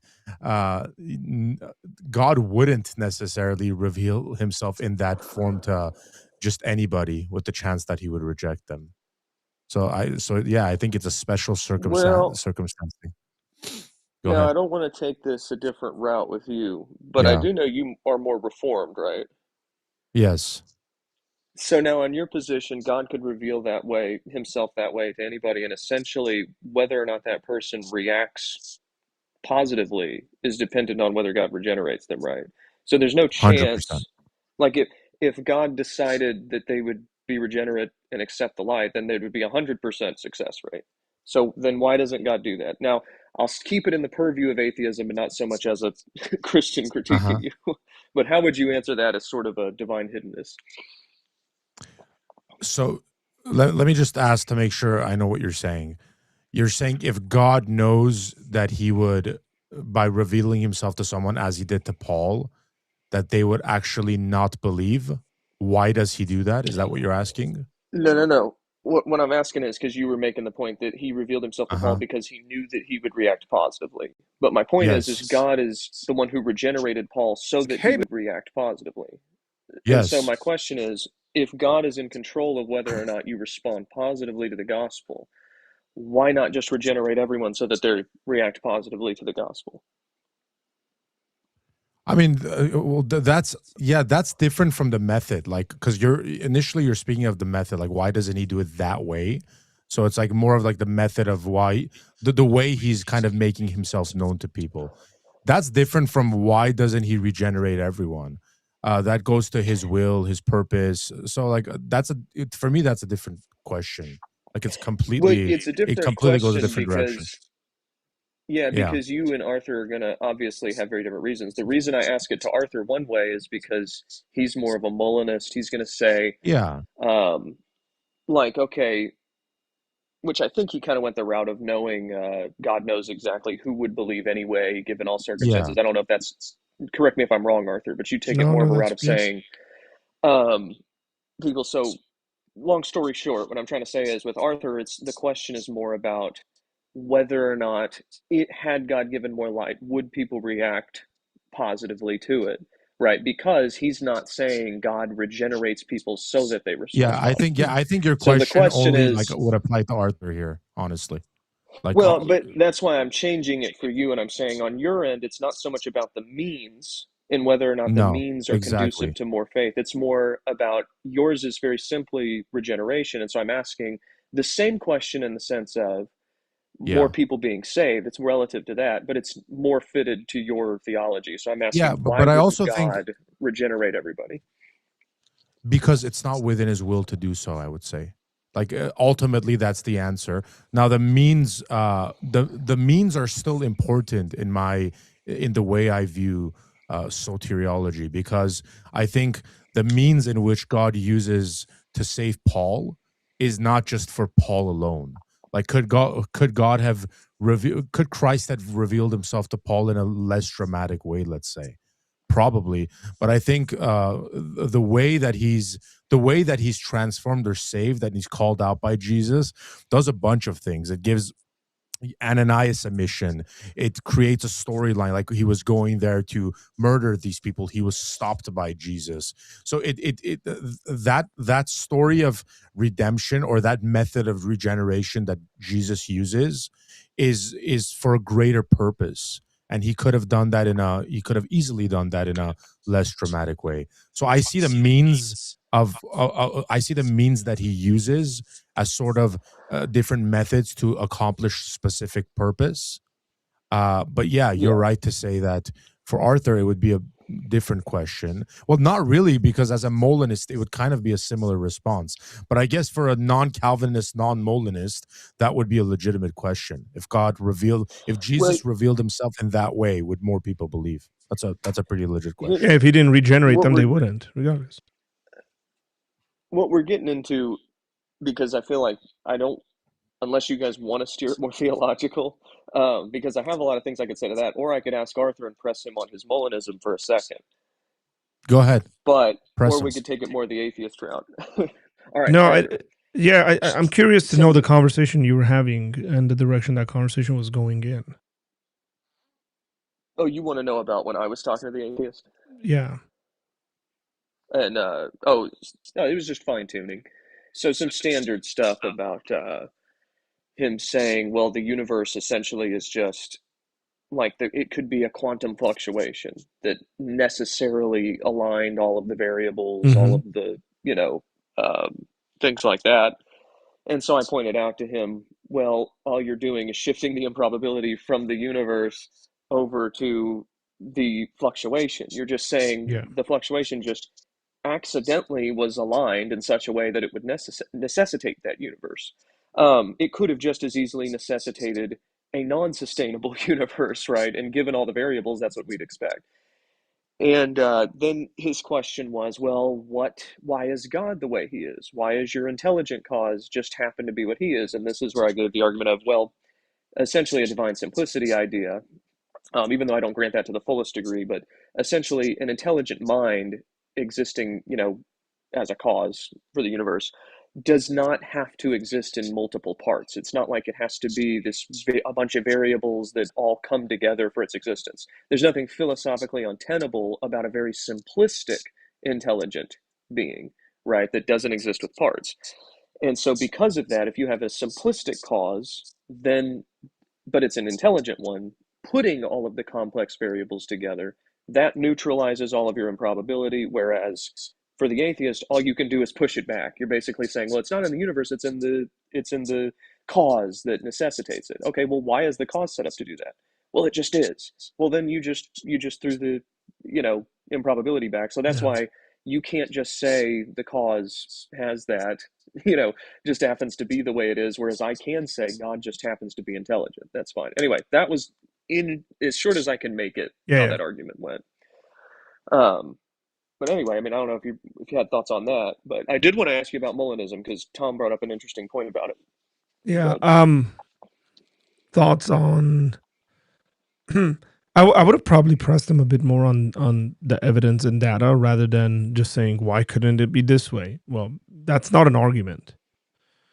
And so I don't think we should allow people who just come up with some kind of a possibility it might potentially be this way and think somehow that's on par with actual evidences leading a certain direction or a combination of evidences, whether philosophical or scientific or whatever. So you guys are talking fine tuning.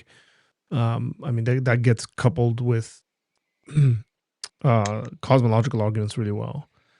And really pressed them on that and really not allowed them to move past it. It's like, it's not enough for me. I'm just absolutely unsatisfied with you saying, could it be this?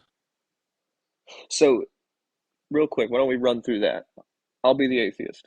What is it you would say to the idea if I posited, will it necessitate, it's just necessary, the cause necessitates this universe? What is it you're saying you would what I would say is that the universe is not a necessary kind of thing. That's not how philosophically necessary and contingent things exist. So I would deny that. And to set it up and say, well, it's set up, the scientific stuff set up in this way, in order for it to give this kind of a result. That's where I would jump into some of the conversations about the data that we have in our hands is actually very different than what you're postulating. The scientific data we have on our hands is clearly showing a beginning to the universe, and that beginning doesn't have what's the word I'm looking for? It doesn't have anything that exists before it exists itself. That's not where the data shows. You believe God exists before it, right? Yeah, but God is not a physical sort of thing like the universe is. So we're like categorically talking about two different things. Let's put it this way, because there's a couple of different routes to go with that. For one, I could ask you, do you know the material world exhaustively? Do you know everything about the material world exhaustively? Is a better question. No, but that's essentially what we mean by universe.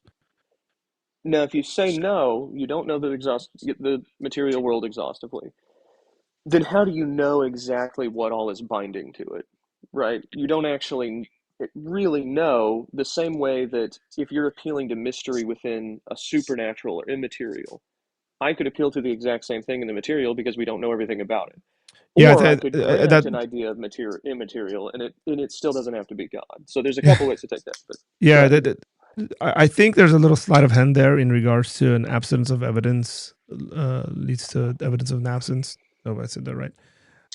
It's the idea that because I don't have access to it, personally me, therefore, you come to your conclusion. And that's not the very same way. It's not a one-to-one correlation when we're talking about God and the sort of thing God is, and we're appealing to mysteries. Let's say it's a correlation to when you're trying to prove an immaterial, right? So you're saying something has to go beyond the natural, right? Because natural things are shown to not have always existed. And so this is sort of your evidence for a supernatural or for immaterial. My point is, well, what if it's just evidence for material things we don't know about? How can you say it's necessarily evidence for that's good. Yeah, at the very least, I would. One of the things that that individual would have to argue for is material conscious things that pre-exist the universe. And at that point, we're talking about persons. Yeah. Why would it have to be conscious? Because it would have to bring the universe into existence. Why does a conscious thing have to bring? Because non-conscious things can't make decisions. Well, but they can't do things? No, they can't make decisions. Yeah, sure, you can say they can't do things. That's fine. I mean, do we witness things in nature doing things without decisions being made? Yeah, because there's laws that are governing them, and in governing them, they cause things to happen, but they're not doing things.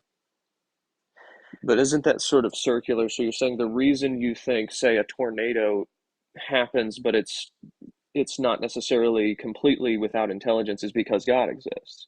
But that's what we're arguing about. So if I'm looking at nature and I'm saying there are things that are not intelligently caused in nature, and things happen as a result of that, then how do you know that's not what happened with the universe? But you're not talking about things in nature. When you're talking about the universe and its existence, you're talking beyond it. Right, because but that's we're postulating God. We're postulating God as a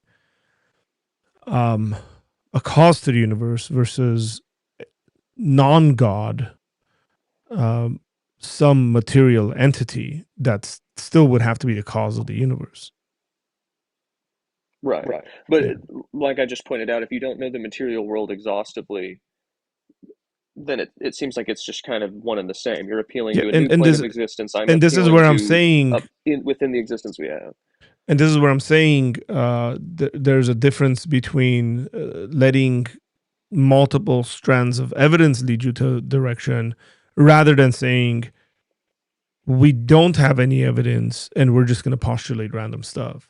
I think the evidence is on my side. If we're going to make evidential cases and conclusions, the evidence is on my side. It's not enough to sit there and say it's not enough to sit there and say I'm dissatisfied with the answers you're giving, so therefore I'm going to randomly postulate this other view. The point is the evidence you're using to say that there's an immaterial cause is the same evidence I can use to say that it's simply a material cause and we don't know about yet, right? That it exists. So that's where I would say you could be you can't. interpreted either way. Yeah, that's what I would why say. Not? You why can't. couldn't it be a material? Because it doesn't logically. Conclude there. Give me a second. Hang on here.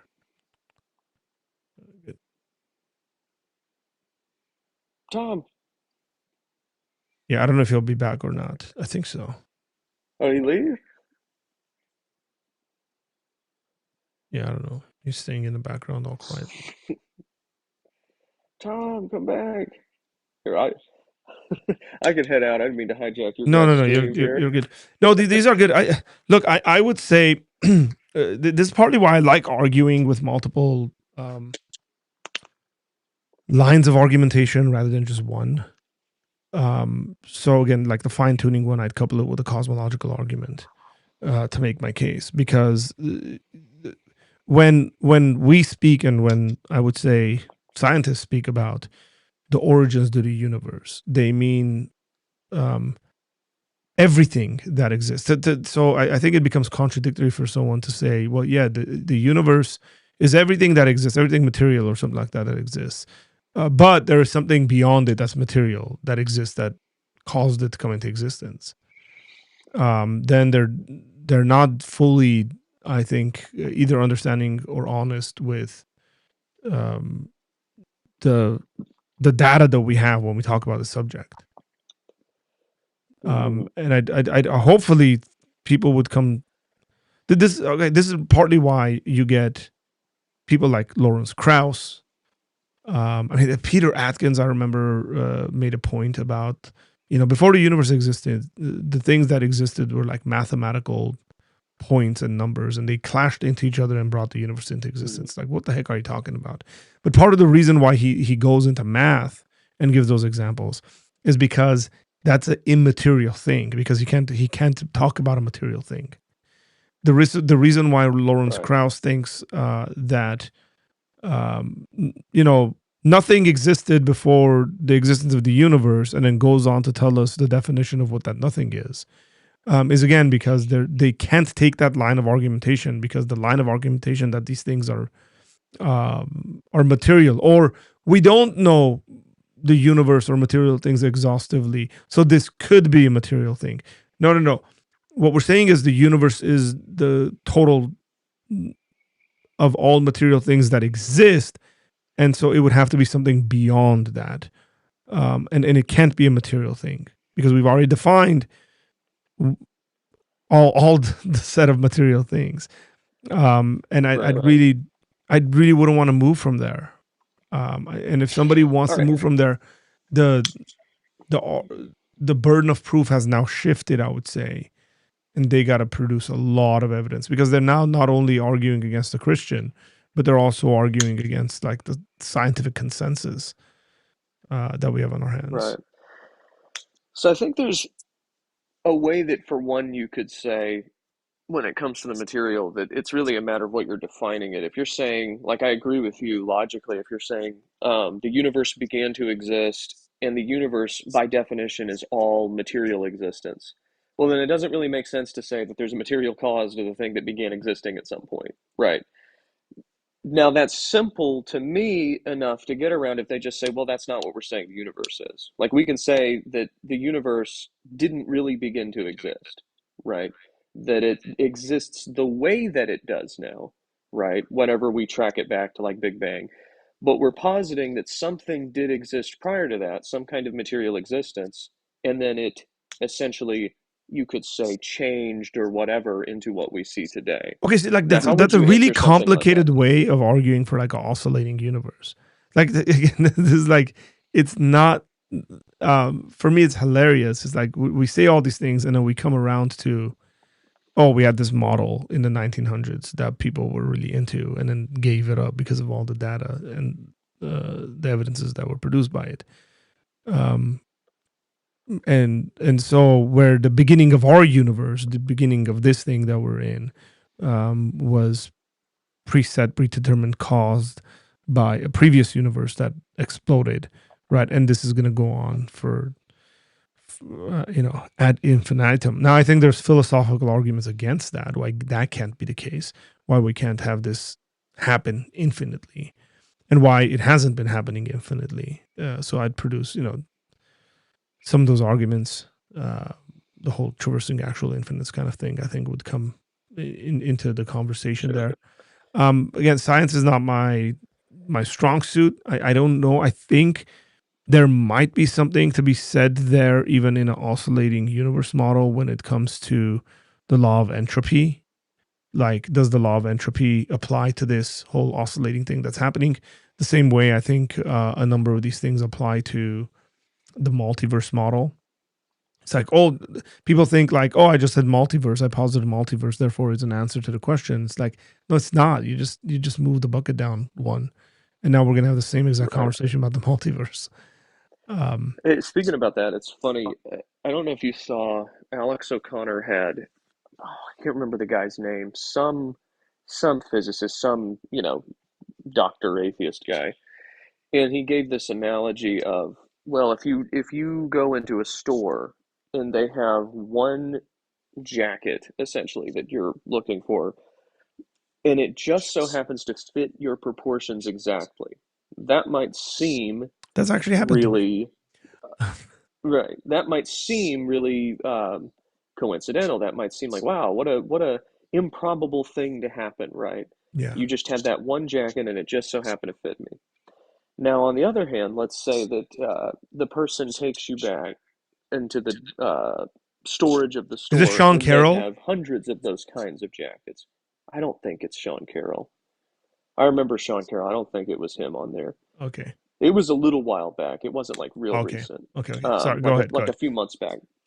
Anyway, but he says, let's change the scenario, and let's say you go in and you go to the store and they have these jackets, but they have hundreds of them in the back, right?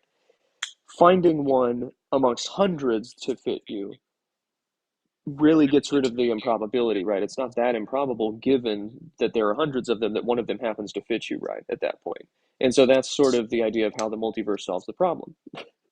Now, to me, the obvious problem here is take the tailor out of the analogy. Exactly. And then you get atheism. Where the heck? It's like, it's not just a tailor. It's like you get a store.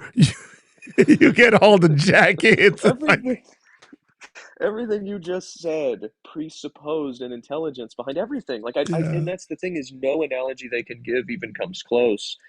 And I will say this, you and I probably think a little differently about cosmological argument. Probably, yeah. I do feel like it's kind of one of those things where even if they grant an immaterial world or some kind of immaterial existence, I do feel like it's difficult to then go to God with that. It seems more like what you're saying, I get. You're saying you use that in conjunction with something like fine-tuning, which I think is probably better than just on its own using the cosmological. I don't know anybody that's a proponent of, say, any cosmological argument, but in this case, the Kalam cosmological argument, that thinks it should be used alone. Bill Craig definitely doesn't think it should be used alone. You'll actually never find a case of Bill Craig using it alone. Every time he's produced it, and the reason why I say Bill Craig is because obviously he's been the one who's popularized it in recent times. Every time he's used it in every debate he's used it in, it's always been the Kalam cosmological argument, the moral argument for God's existence, and the teleological argument, and then a resurrection argument. So it's a miracle argument, it's a design argument, a moral argument, and it's a cosmological argument that together give you a really good case that God exists, and not only does God exist, but Jesus is God. That's another example. I think I would take a different tactic than Craig. Now, to be fair, I don't really talk to atheists anymore. I've just kind of, to some degree, I focus on more theology and stuff. What I would say is, and I don't want to speak for Bill Craig, I think there's a difference between walking into a professional debate and then having a conversation with a person. Right. It seems to me like even if I was in a professional debate, the tactic I'm about to tell you is what I would do in there even more. Okay. I would be even less willing to jump anywhere else. So my thing is, I think the fine-tuning argument is essentially the argument that proves just unequivocally theism is true, that there has to be a God, there has to be a designer. To me, that is essentially the basic light that I even think Romans 1 is really talking about when Paul says, I'm paraphrasing this, but he says, what can be known of God? Essentially, people know God. They've rejected this light. What can be known of God is clearly seen in the things that are made, right, is what it says, and it's invisible attributes. I think it's pointing to, like, a lot of people might think fine-tuning is like super philosophical or you'd have to know science, and I don't think it is. I think most people used essentially a design type of argument or understanding to believe God. So in the evidence for this is, take evolution. What does evolution really challenge? It challenges solely fine-tuning is really what it attacks. It tries to say, well, there's no need for a designer. This is really where you get a lot of a turning point in science and things like that, where suddenly the scientists all believe there's no need for a creator, right? That to me is the basic foundational light that something like evolution attacks. And I don't think, so what I'm trying to say is essentially, I don't think fine-tuning has to get all into like the amount of philosophy and all the stuff you have to do to really defend it. I think that's more just because it gets muddied by atheists trying to get around it. In reality, it's a very simple premise. It really is a look at the trees kind of an argument, right? It's like, well, look at the earth around you. This didn't accidentally happen. Right? That seems very self-evident to me. Yeah. And I don't think you have to know a whole lot about science to come to that conclusion. Now, that said, atheists, of course, have their all kinds of arguments, all things to try and make it more confusing and get away around it. And even then, I think it pans out philosophically. Like, I think you can argue for it and it makes sense. But all that does is prove that the initial claim, look at the trees, was correct. It doesn't show that it's not clear, and that's how people would look at it. So anyway, all that to say. That's why I said, that's why I made my point about this is just like a sophisticated, not even sophisticated, it's just a completely different way of talking about an oscillating universe. And it's like, yeah, but that stuff's been... Right. A fine-tuning argument to me is simply the most obvious thing that atheists just don't get around. And the only way they do is to deflect, is to say, well, it's not a perfect thing. It's like, none of that's relevant. I don't care. You are claiming that there is no God and that there is no evidence for a God. This does bleed in, by the way, into questions like divine hiddenness. If this is a clear evidence for God, then you can't sit and say he hasn't revealed himself to you. Romans 1 proves itself. If, in fact, the world you live in is evidence of a creator, then God has made himself known in a way that you're just rejecting. So even then, it does bleed into those things. But essentially, to me, anything that is not simply about the fine-tuning and design argument, it is a deflection, right? Pointing to the fact that children get cancer does not get you away from the fact that, well, there had to be children in order for them to get cancer. And somebody created the children, right? It's like my iPhone, its battery dies. I don't assume Apple doesn't exist. That's ridiculous. And yet this is the kind of argumentation that's more dolled up to make it look more palatable, make it look more intelligent. When in reality, it's pretty silly, those kinds of arguments. And to me, it's like, if I was in a formal debate, which I've never been in, but this is what I was going to be doing, and I'm arguing with an atheist. I'm arguing with somebody who denies God's existence altogether, any type of God. There is no theism, right? They are an atheist. I'm not moving from that. That's the easiest argument. That's the thing that shows them there has to be a God. Accept that light first, and then I'll get into whether or not God sent Christ and crucified him, things like that. If you're not willing to admit the most basic light, then I don't see how you're going to believe that God rose a man from the dead if you don't believe he exists. Well, yeah, right? Absolutely. To give it. So you're not alone in that, I should say. Sometimes those of my persuasion, the philosophical type, presented in such a way where, like, oh, the cosmological arguments are the winners on this. I had professors in seminary who were magnificent philosophers and thought teleological arguments, design arguments, are the best arguments you can possibly use. So you're not alone in that. Plenty of people are actually argue in that kind of a light. It's interesting because I just recently got I got 12 different debates that Craig's been in. So I put one of them in there, and it's against Gert Ludemann. But Craig got up there and said, Professor Ludemann doesn't believe that Jesus resurrected from the dead because he doesn't think God can do things like this or does things like this. But what I want to bring to your kind of attention is that this has nothing to do with what the text of the Bible actually teaches. It's that he doesn't think these things happen. And then Ludemann got up there and said, and he thought he was a flex, and it wasn't a flex. It was really bad. He's like, I had an opening statement. I got to trash it and respond to Craig. My thinking was you should have just stuck with your opening statement. But then he said, I don't see how anybody in their rational mind can believe in the resurrection. And he goes, seriously, you people think a virgin conception can happen? And I'm just like, oh gosh, you just literally proved this point. Like the debate over at that point, But that's like, if they don't want to move on from that, then yes, I do agree with you. You kind of stop and say. And here's the thing.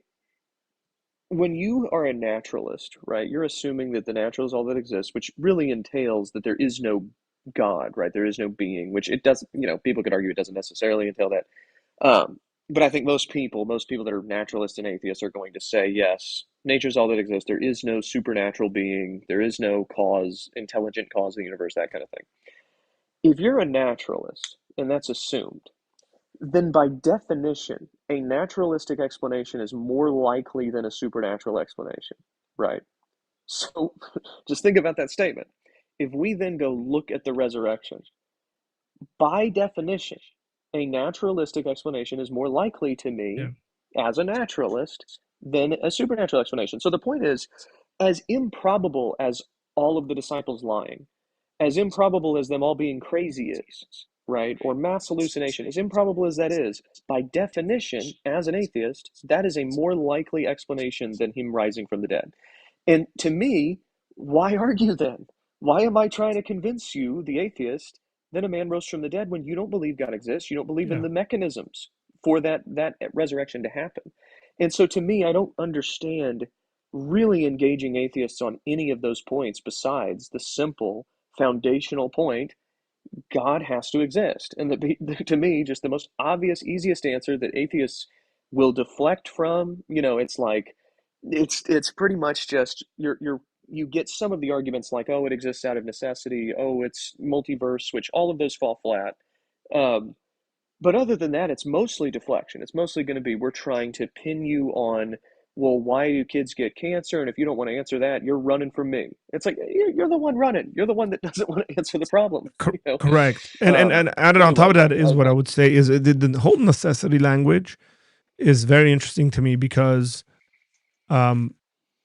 people that have argued for the universe being like existing out of necessity and stuff have either had a theistic framework or some kind of a supernatural framework.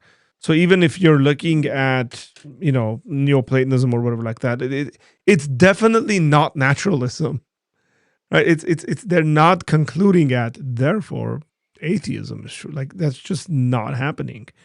And they find themselves in a humongous mess, I think, if they want to go down that necessary kind of sort of argument.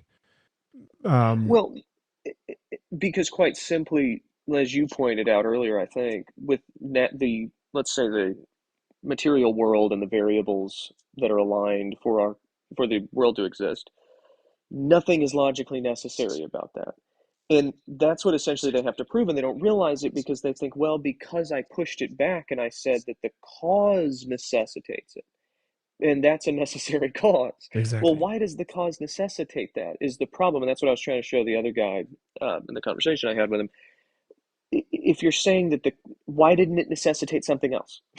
At that point, you're not making a point that it's logically necessary. There's nothing logically necessary about electrons being charged more or less than they are, or gravity's pull being stronger or weaker than it is. Nothing is logically necessary about that. So to say, well, it's necessitated by its cause, is to simply say, well, the cause just happens to be aligned the way that it is. It's happenstance, and it then just accidentally creates that universe. That's all you're doing is saying, instead of the universe has the improbability, you're just saying, well, the cause of the universe has the improbability. Yeah, it also leads in some directions that are pretty interesting. One of them being is what Alvin Plantinga has argued for, right? That we are truth-seeking beings, and you're going to have a hard time arguing why it would necessitate the sort of universe where it would have intelligent beings who are pursuing intelligence and truth finding is a high virtue, and it'll be very hard to argue for something like that from a purely kind of pragmatic perspective. Right. The other thing I think it runs into an issue with is the morality argument. That a lot of them will get squeamish over, because morality could have evolved in any number of different, it could have necessitated morality involved in a bunch of different ways. And obviously we can give examples the most heinous things you can possibly think about. And then you say, well, does that mean you would have been okay with that if that was the case? And they're forced at that point to say, of course I'd be okay with it, because if it evolved in that way, then that's what we'd consider to be right. But it goes against every intuition you could possibly have in regards to kind of our moral fabric. And so they kind of get stuck. They don't really solve anything. As a matter of fact, they create more problems if we were to, even if we were to grant it to them. It doesn't in any way give us a better or fuller understanding of the reality in which we find ourselves in. And this is why I think one of the things that I like doing is focusing in on the kind of the worldview development from whatever the view is, right? So I think Christianity produces a worldview in which it answers questions robustly. Where even if I were to grant the atheists a number of those things, it just lacks in so many things.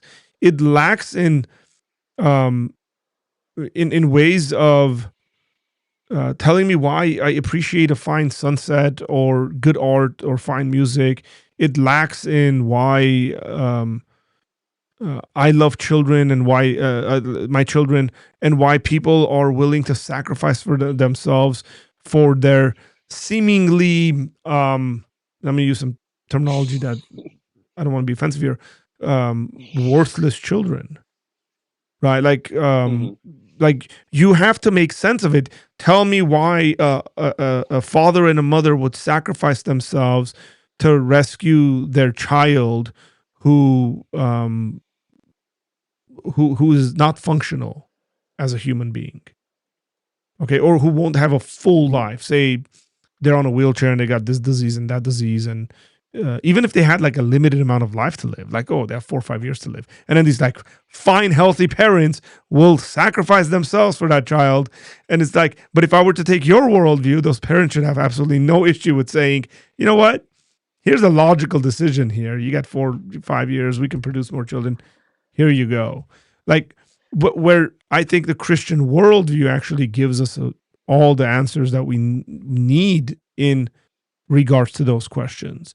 So it's not just the origins or the design stuff, but it's also what follows from that. That becomes problematic for them. And it's the sad thing is we can't really get, most of the time, I can't even get there with them because we get stuck on this. So sometimes I just want to be bro, I'll just grant you that stuff. Have all of it. Yeah. Let's explain these things to me. Because you get to enjoy it. And there's a certain kind of hypocrisy. I'm not saying this is knowledgeable, aware sort of hypocrisy, but there's a certain kind of hypocrisy is that they get to live here and now and enjoy all these things and complain about whatever their social justice virtuing kind of that's happening, because most of them do all that stuff. They complain about all that stuff and talk about how no land is illegal and all these things. But like if you actually take their worldview and apply it, they're just absolutely contradictory to their own worldviews. And you kind of go, what a mess. What an absolutely mess you are. Well, and what's funny is when you see societies that are dominated, overwhelmingly atheist, they do kind of have a might is right attitude. Yeah. That is definitely what takes over. And it's like, well, and to make your point about, you said with the kids, why do parents sacrifice themselves for kids? To simply say, well, because we've evolved to sort of have that instinct. It's like, but the thing is, guys, if you've evolved to have survival instincts, then you would evolve to abandon your kids when it was convenient, when it hurts your survival. Correct. And yet we don't do that. And there's a lot of examples of, well, I do what's best for society, because it in turn helps me. No, it doesn't. Really what you can say is I want everybody else to do what's best for society. Me, it's when it's convenient for me, or if it is actually conducive. Because there are plenty of times where, okay, if you were to be able to get a hold of money and no one would know about it, well, it might not be best for society if you were to steal that money, but it's best for you. That's right. And so how can you really justify this idea of your society being essentially what dictates, sort of a utilitarian, what's best for everybody is best for me? No, it's not. It really, I don't think you can give a motivation why anyone should care about the greater good other than themselves, and this is the one life they get, and the only authority on morality is earthly governments. It's like, well, that kind of makes it clear. Go to history, go to the different regimes. Essentially, you should be the best, whatever it is you want to say, whatever regime you're under, you're the best citizen under that regime. And this is where I think, for all my presuppositionist friends, this is where the presuppositionist arguments thrive in really, really good ways, is because they are presupposing so much, borrowing so much of the Christian worldview to make sense of their existence. I'm telling you, like, it's fine to kind of stereotype in a certain way these individuals that tend to belong to certain camps within our societal kind of conversations, and then just kind of bring that to light and say, wait, hang on. Literally, I'll just come up with one right now. The argument literally from, say, the Trump administration is we need secure borders because we can't allow all these people to come into the country because it's bad for our society. We won't lead to a thriving society. And your argument is have empathy.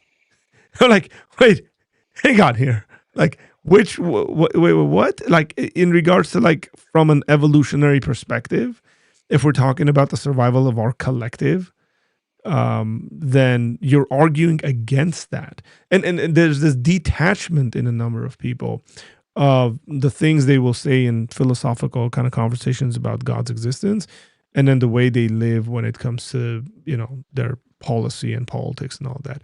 And I think it's important for us to bring those things together for people and say, hey, wait, because it's cognitive dissonance, right? Like, you are contradicting yourself here. With one hand, you're saying, let's do this as a society, and the other hand saying, survival of the fittest. And it's like, so why can't the individual sit there and say, hey, look, we're the fittest. They're not fit. We don't want them in our midst. And then for you to be like, great evolutionary argument. Excellent, works. I like that policy. Let's move, Right. Now, let me ask, okay. Sorry, just let me just respond to this. There's a comment that's come here. So it says, if murder happens in nature, why is it wrong? Murder doesn't happen in nature. Killing and death happens in nature, but murder doesn't happen in nature. That's extremely important. So I think the question's set up wrong. It says A, because is happening doesn't equal ought to happen. Oh, correct, but the way you've written this question doesn't make sense. So you'd have to reformat this question to a certain extent. So yeah, I think you're trying to get at the is ought kind of fallacy, but you wouldn't say murder because then you've concluded a bunch of oughts. Your screen went blank. Yeah. Black. There you go. Okay. Oh yeah. Go ahead. You're saying something. For just a second. So in regards to the morality argument,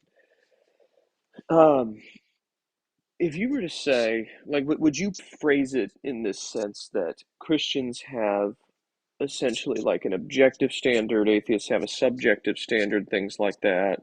Is that kind of your take? How would you put that? No, I wouldn't say that. What I would say is that we all have an objective standard to a certain extent. And then there's things that are subjective, obviously, within that. Because I think morality and ethics is a very difficult kind of conversation. Right. We're not really having a conversation over who has objective or subjective. What we should be talking about is who has better justification for the claims that they're making, especially the objective ones. So if the atheist and the Christian are going to stand there and say murder is wrong, like they're not going to disagree on that. The question is going to be the justification as to why it's wrong. How can we come How can we come to that conclusion from our respective worldviews? I think that's good because I feel like so much time is wasted arguing about that, and it's like it didn't really get anywhere. Now, one thing with that, I got a little baby crying over here. One thing about that, okay, if you're saying, you know what, she's waking up, I may have to go. She's been over here just quietly laying here for a bit. I just had a baby, was it 3-4 weeks ago now? Congratulations, man. So, thank you. That's your first baby, anyway, right? thanks for letting me, First it was baby? my first one, yeah. And now we can consider you at our level. No, I'm playing. There you go. To a certain extent. But I'm a real man. you're, it's great. I'm very happy for you, and Thank your you. life changes in many, many really good ways. Yeah. I think it I matures appreciate you. it, man. Yeah. It matures you in very good ways. Congratulations. Yeah. Thank you. Yeah, well, I'll go ahead and let you go. Yeah. I'll take care of her. She's going to start fussing in a minute, but I appreciate you having me on, man. Yeah, no doubt. Thanks for coming on, man. All right. Bye. Yeah, have a good one. Okay, good call. Hopefully you guys learned obviously some stuff from there because he's smart. And he pays attention to the people he has conversations with. And one of the best things that you can potentially do, for those of you guys who are left here still, one of the best things you can possibly do is understand your opponent's arguments so well where you can argue it better than them. That way you will know exactly what the issues and problems are with those arguments and how to reflect and come back at them. Yeah. I'm going to go as well. Hopefully you guys have enjoyed this newer. It's literally not a new set, by the way, but just shifted the camera and sitting at a different angle does wonders. This is the beautiful, wonderful nature of cameras and angles and stuff you can do. I like it a lot. I really like it. I do think it's more inviting. Somebody said it's more inviting. It's bigger. It's sort of like, come sit next to me. Let's, drink some tea and talk or something like that. So I'm kind of crashing. I do have to be somewhere early in the morning. So take care. God bless you guys. Hopefully you guys enjoyed that conversation, and hope maybe we can do these late night streams more. We'll see. Blessings to you guys. Take care.